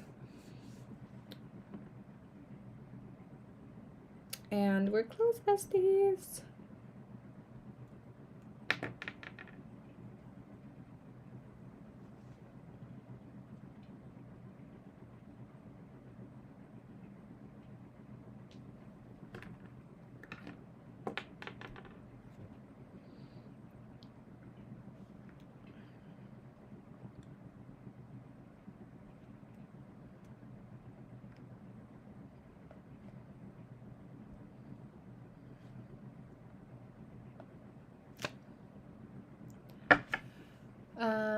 What's up with Gigi's? She has swimmer's ear. So we went swimming. We went to the water park with my sister over the weekend, and she developed swimmer's ear. They called me from school yesterday to go pick her up. I picked her up, and she was just in bad shape. It was so sad. She is doing a lot better. But yeah, that's all. What's wrong with her? I gave my kids a shower, and I showered, and I had your live on speaker. Oh, I love that. Thank you, Bestie. I hope tonight was a good one. It was more than we usually discuss. We need to start doing that more often. I need to just pick a topic and say, okay, tonight on live, this is what I'm going to discuss. Because sometimes it is like difficult finding what to fill these long raffle lives with. Today just kind of, like I said, I was planning today to be a messy live, not a emotional life. Time of the month cramps. Ooh, that's the word. It's officially February 1st. Happy February, you guys. I can't believe Axel's 7.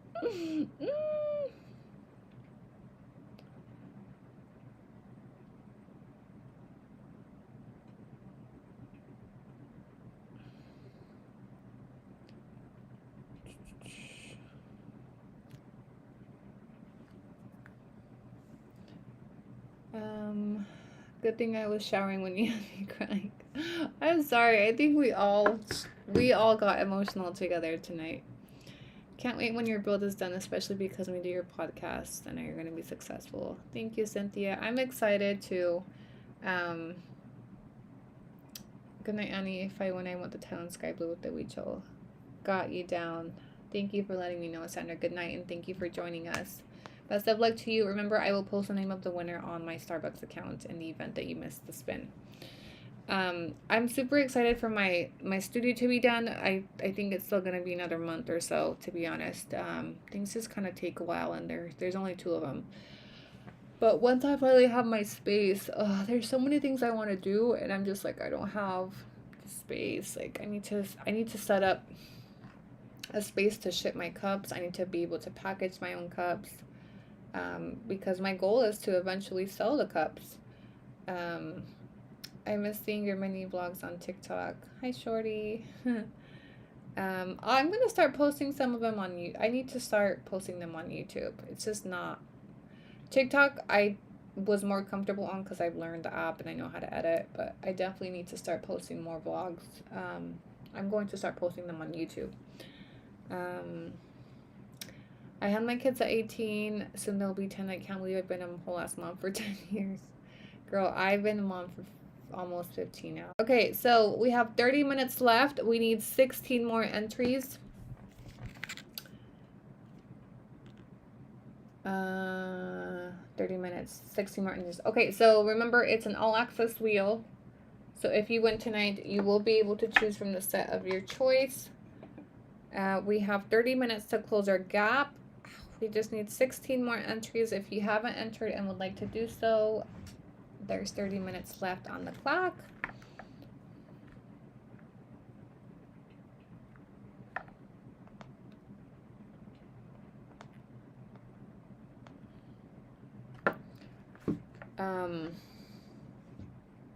I'm so tired. I don't know that I'll drop. I don't know that I'll be able to drop the bonus wheel tonight, you guys. I'm tired.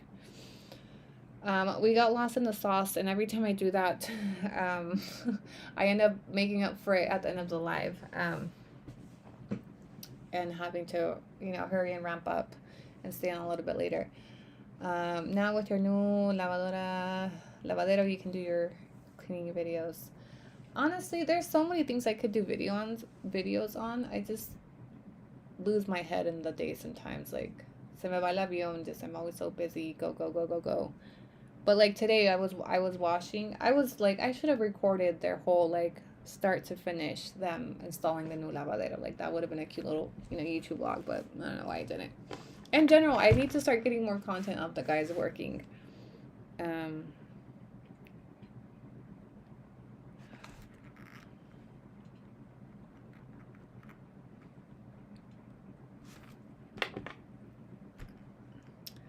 All right, Liz M, bestie, thank you so much. I just got your 3 entries.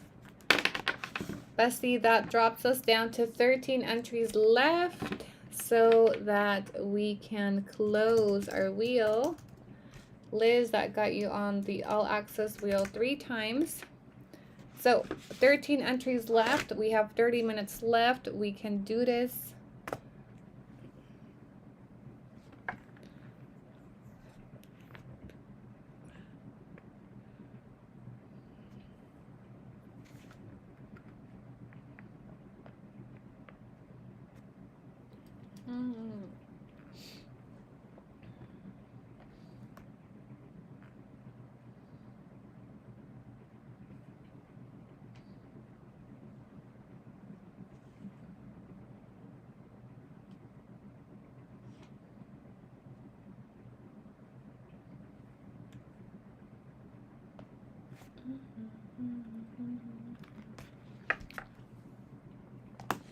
Where is YouTube? Sorry, I just shut down. Did I shut down my YouTube videos? I heard cleaning video and my eyes lit up. I thought about you today. It's because I haven't had my lavadero for a whole, like a whole ass week. It's been rough.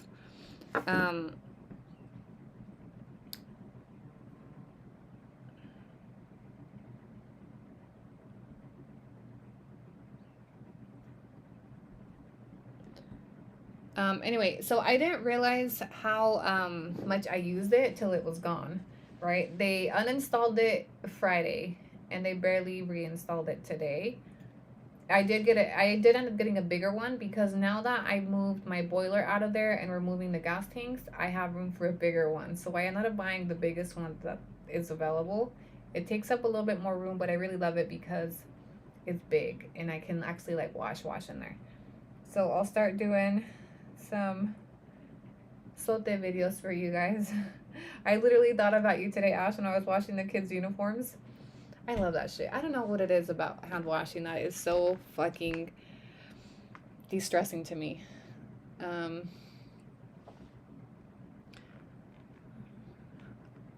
I had to make sure all my social media was private. Some people are crazy. Yeah, very. We learned a lot during that hate campaign.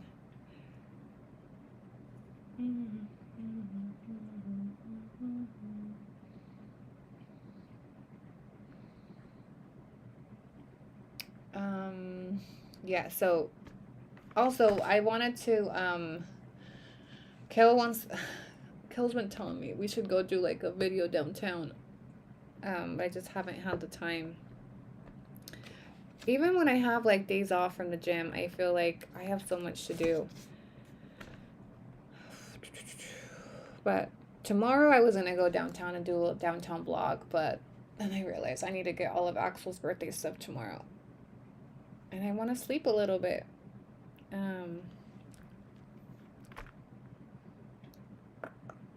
Okay, I got one more entry from Zell. It's loading. I'll call out the name in a second.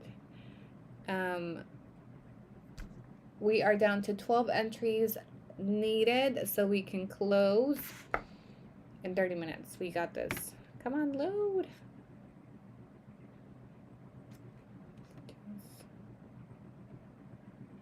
Hold on. Please hold.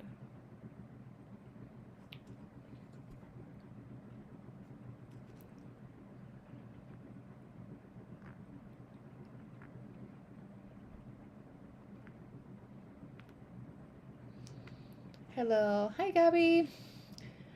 Hi, besties. Those of you just joining, we are 30 minutes away from closing entries and spinning for our all access winner. If you want to join, you can do so through the pinned comment. ¿Qué estaba haciendo?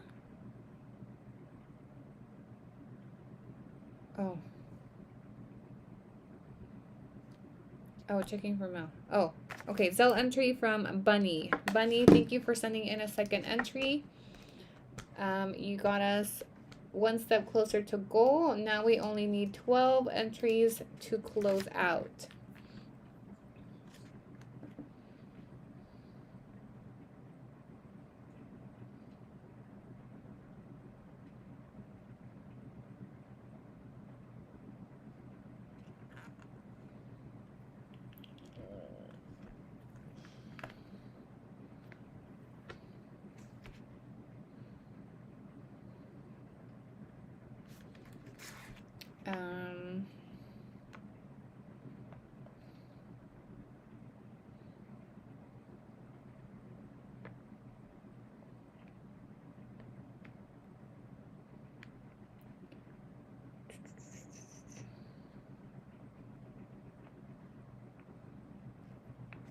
I'm hungry, guys. I think it's that time for my PB&J.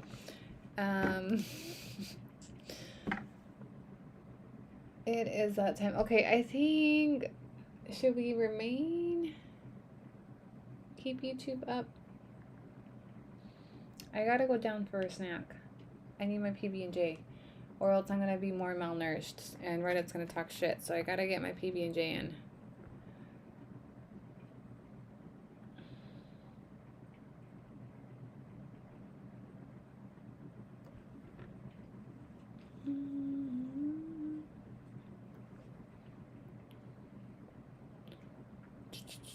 Yvonne, bestie, thank you so much.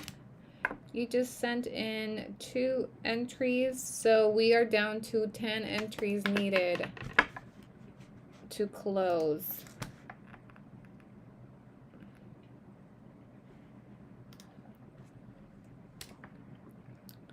Yvonne, it's loading.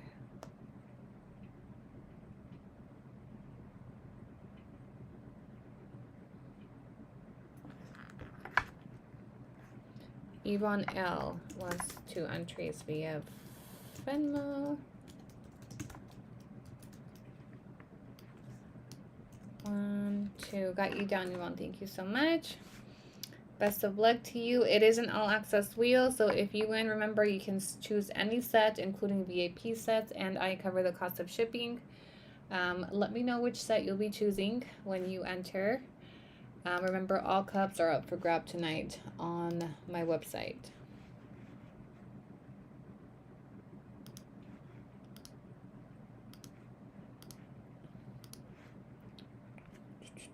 I get lots of compliments on the cups that I won. Which ones did you end up taking home? Remind me. I ship out so many that I forget which ones you guys end up with. But I love hearing that because you guys do end up getting cups that most people up there don't have or can't get. Hold up. I'm gonna have to get off when you spin and get a little snow mango smoothie. Wait, what? What about a mango smoothie?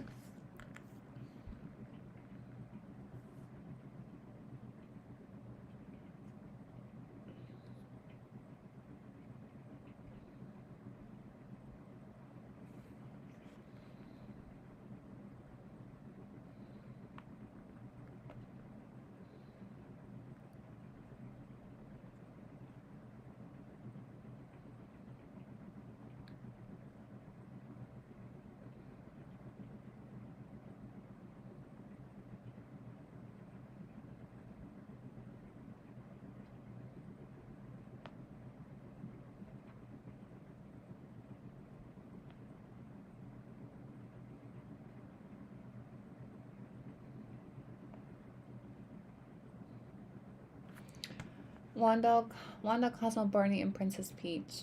Oh, that's a good set. I got the black Stanleys. Oh, the all black Stanley set. Those were pretty too. Oh, those were a while ago. If you had the black Stanleys, I think you've been watching for a while. I'm asking if you're getting a mango smoothie today. No, no, you didn't sleep over today.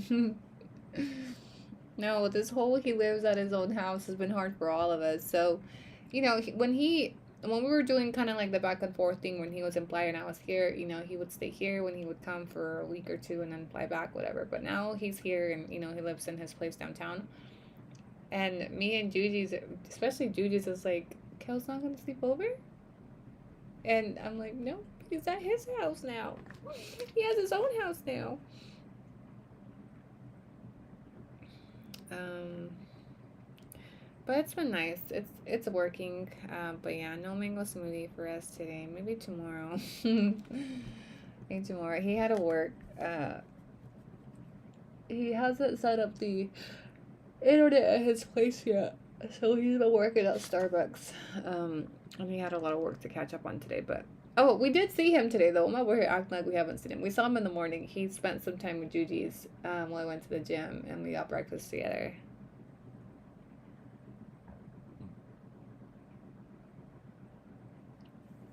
Oh.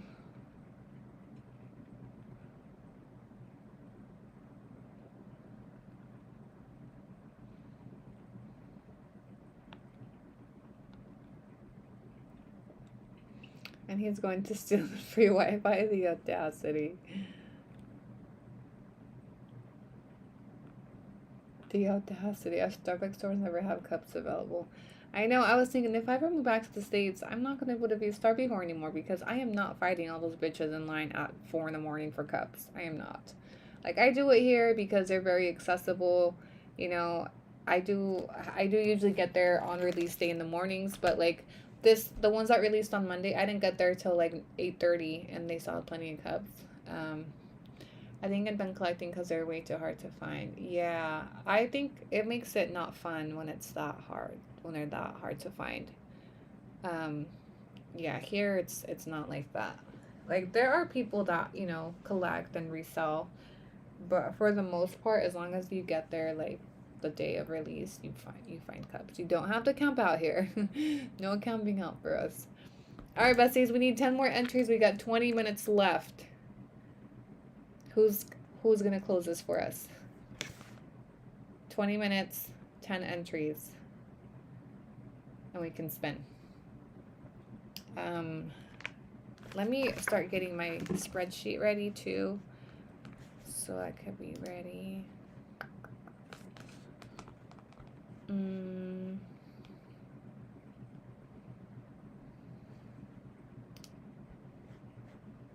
Hold on.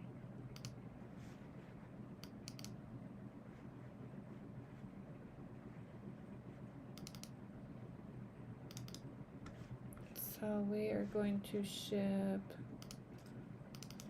February 1st. Pending.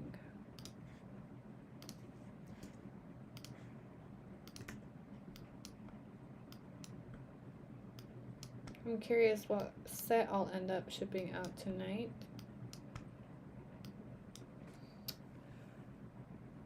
All right, 20 minutes.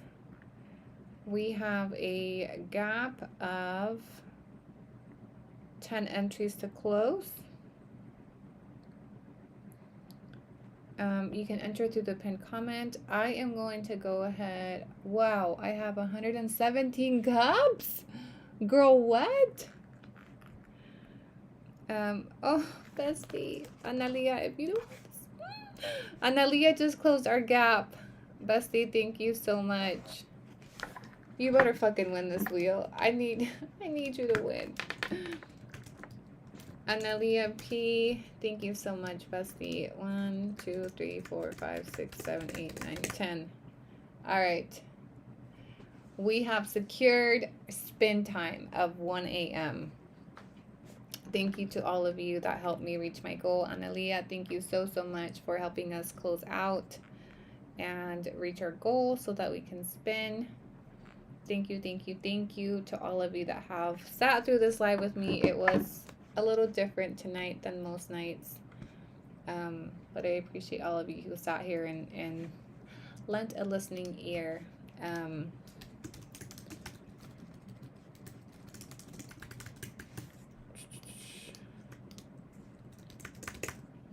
Okay, so spend time is in 15 minutes. I'm gonna go get a sandwich really quick because I'm fucking hungry. And I gotta catch up on some text messages really quick.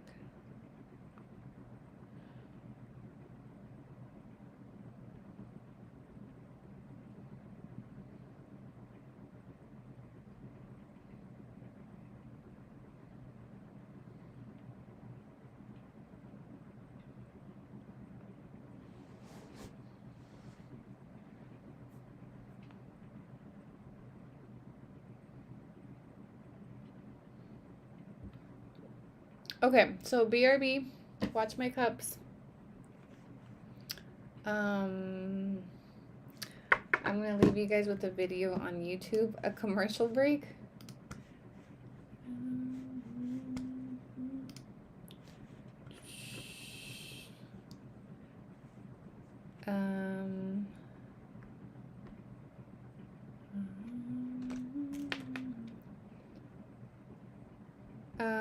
Not all you besties trying to close our gap at the same time.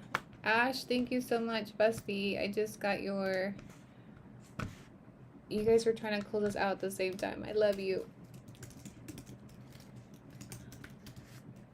Ash M.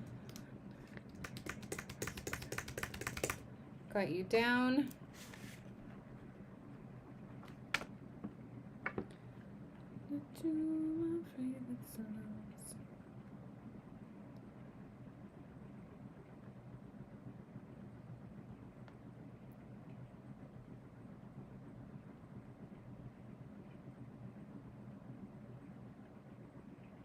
Okay, I gotta take a quick break so I can go get some food before we spin.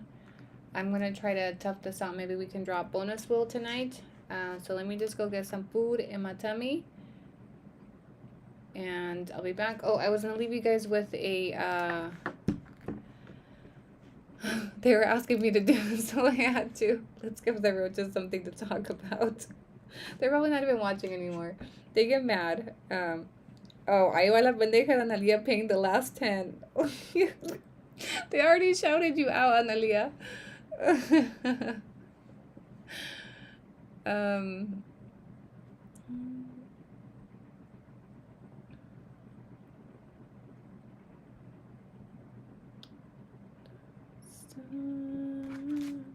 Jazz bestie, thank you so much. She sent in 6 to help us close out. I love you. Let's see, just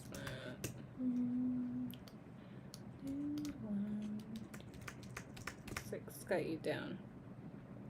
Okay, now I'm gonna run and get some food really quick. Those of you that have entered tonight, thank you so much. I never really share, you know, what I do with oh, tonight's for this, for that, but I will share it because I need you all to know that this was a special life for me, a special raffle. Um, aside the stuff that I was talking about tonight, thank you for listening, but this is also helping with Axel's birthday this weekend. So thank you, those of you that have joined, whether it's for the cups or to help us reach our goals. Um, this one will be helping with his little birthday party this weekend. So thank you so much. Okay, let me run down real quick to get some food. I will start spinning once we get back. I want to leave you guys with a quick commercial on YouTube.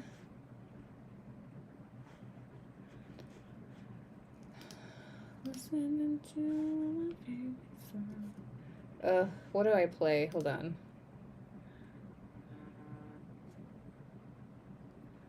What do I play? Hold on. Let me play this one. Spike needs to launch his bold new delivery business online, okay, without costs going sky high. He'll need this and Namecheap, because he wants a domain that'll really take off. The perfect website and reliable web hosting. Security and privacy features that'll stop anything. Plus, extra services and tools. Do you keep adding entries to the same wheel added to the bonus wheel? The only entries on the bonus wheel were the ones that I received yesterday. So any entries sent tonight are just on the all access wheel. So BRB, besties, take over for me while I go get my PB&J. If you're on YouTube, I left you with a viajar, buscas disfrutar el tiempo, descubrir sabores y colores, hacer amigos y estar en calma. Cuando rentas un auto, eres dueño del camino y vas a tu propio ritmo. Elige viajar inteligente, no esperes más y haz lo que te mueve.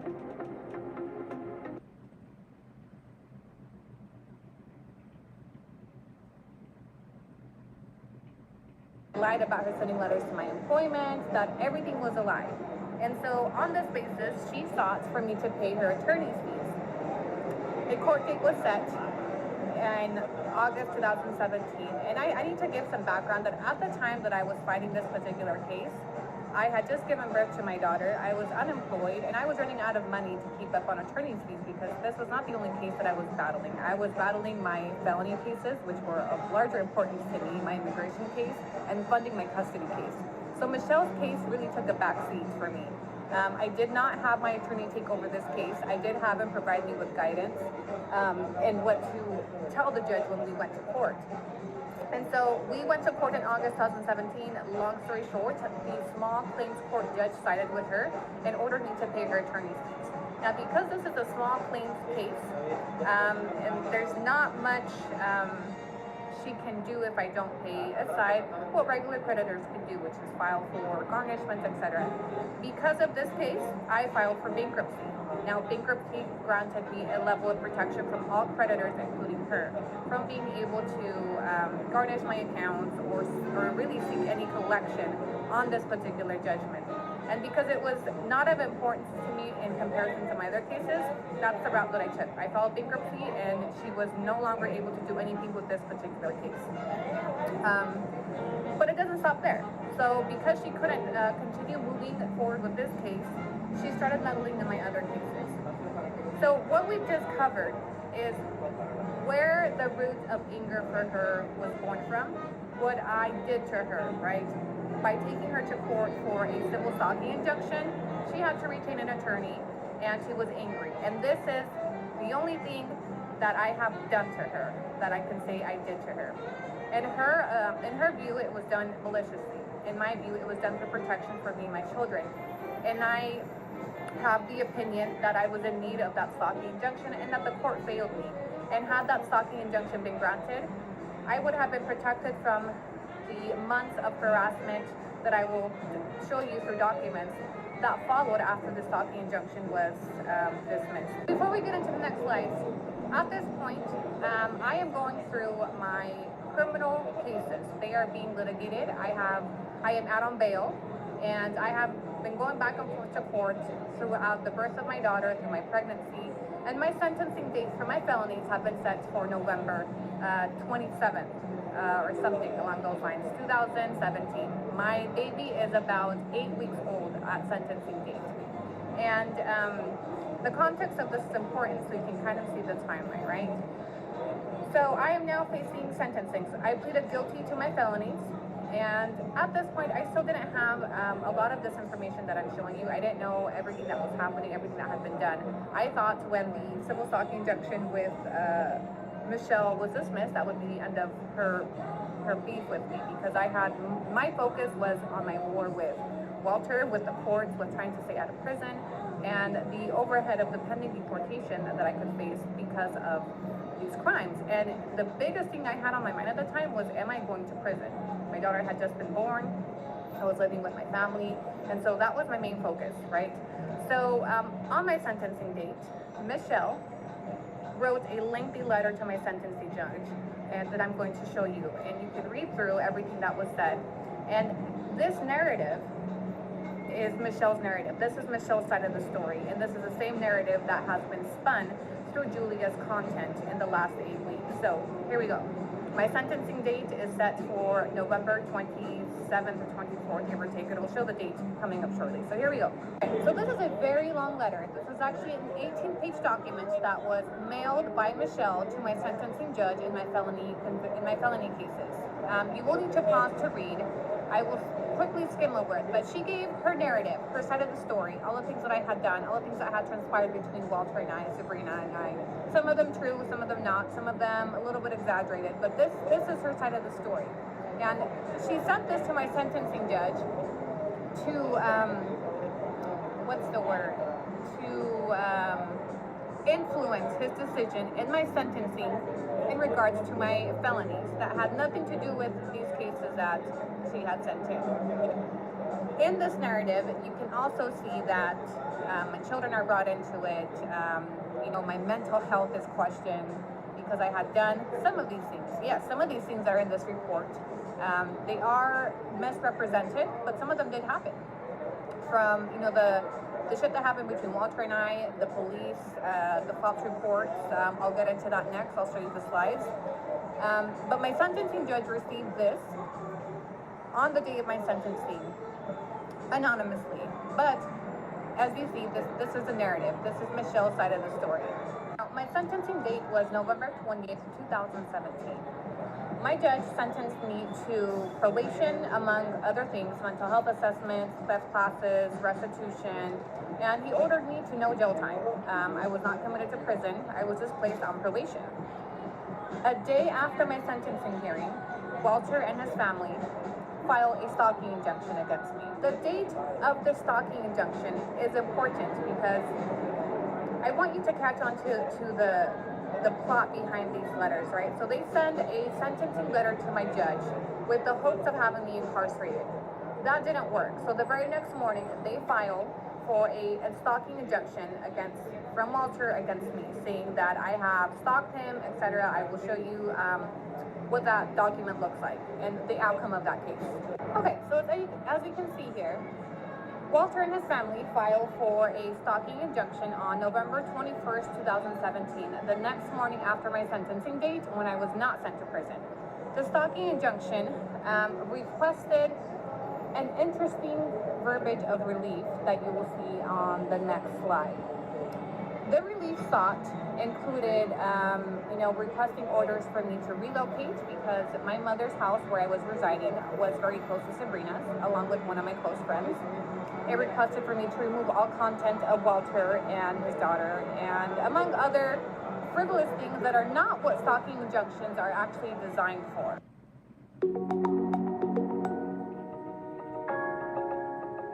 Are you running an Amazon FBA business, but struggling to find the cash you need to properly grow? Or maybe you took out a loan and now you're drowning in high fees and big monthly payments? We know it can be a challenge for Amazon sellers to find business-friendly growth capital, and that is why we started AccrueMe. AccrueMe invests $10,000 to $1 million in Amazon sellers using a revolutionary success-based funding model. With zero fees, zero interest, and no loss of ownership, AccrueMe's completely new way of funding Amazon sellers is based entirely on seller success.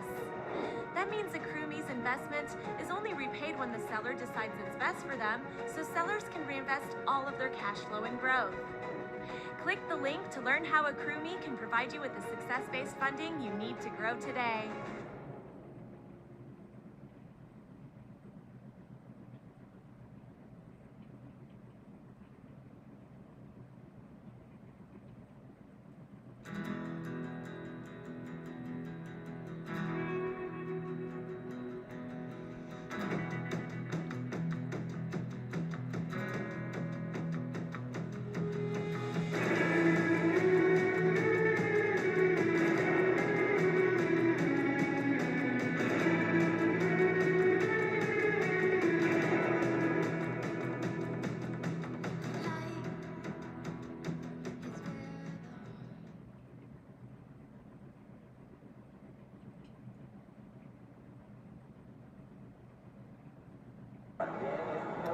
The outcome of this case resulted in the fact that the court denied the request. As you can see for the court's decision that there really was not a basis for this, and that my behavior was me protecting interest in prior and ongoing litigation. So what they were saying was stalking was really me being on top of my shit in court. So it was dismissed. Now I want to talk a bit about my state of mind through everything that I was going through. All these cases between Michelle, Walters, Sabrina's, migration. My mental health had deteriorated. I was a mess. I was unwell inside and out. I definitely disconnected from reality, and I think some people lost. I guess I understand why people didn't have compassion for me, but I was pregnant. I was suffering from postpartum depression. I was suffering from depression in general. I was trying to recover from all of the abuse that happened between Walter and I. And I did seek mental help. I went to a therapist. I was seeing a therapist through the course of my all of my cases. I went, I believe, like every other week, and I did. Oh look, I remember this YouTube video. Hi besties, I'm back. Let me check comments. It's spin time. It's fucking spin time. Oh shit, did I close out? Oh shit, I closed out the comments. Okay, I'm gonna go ahead and end the YouTube live because I want to start spinning on Instagram. So if you're watching on YouTube and you want to watch the spin, head over to Instagram Live. I'm gonna go ahead and end this live here. Thank you for watching.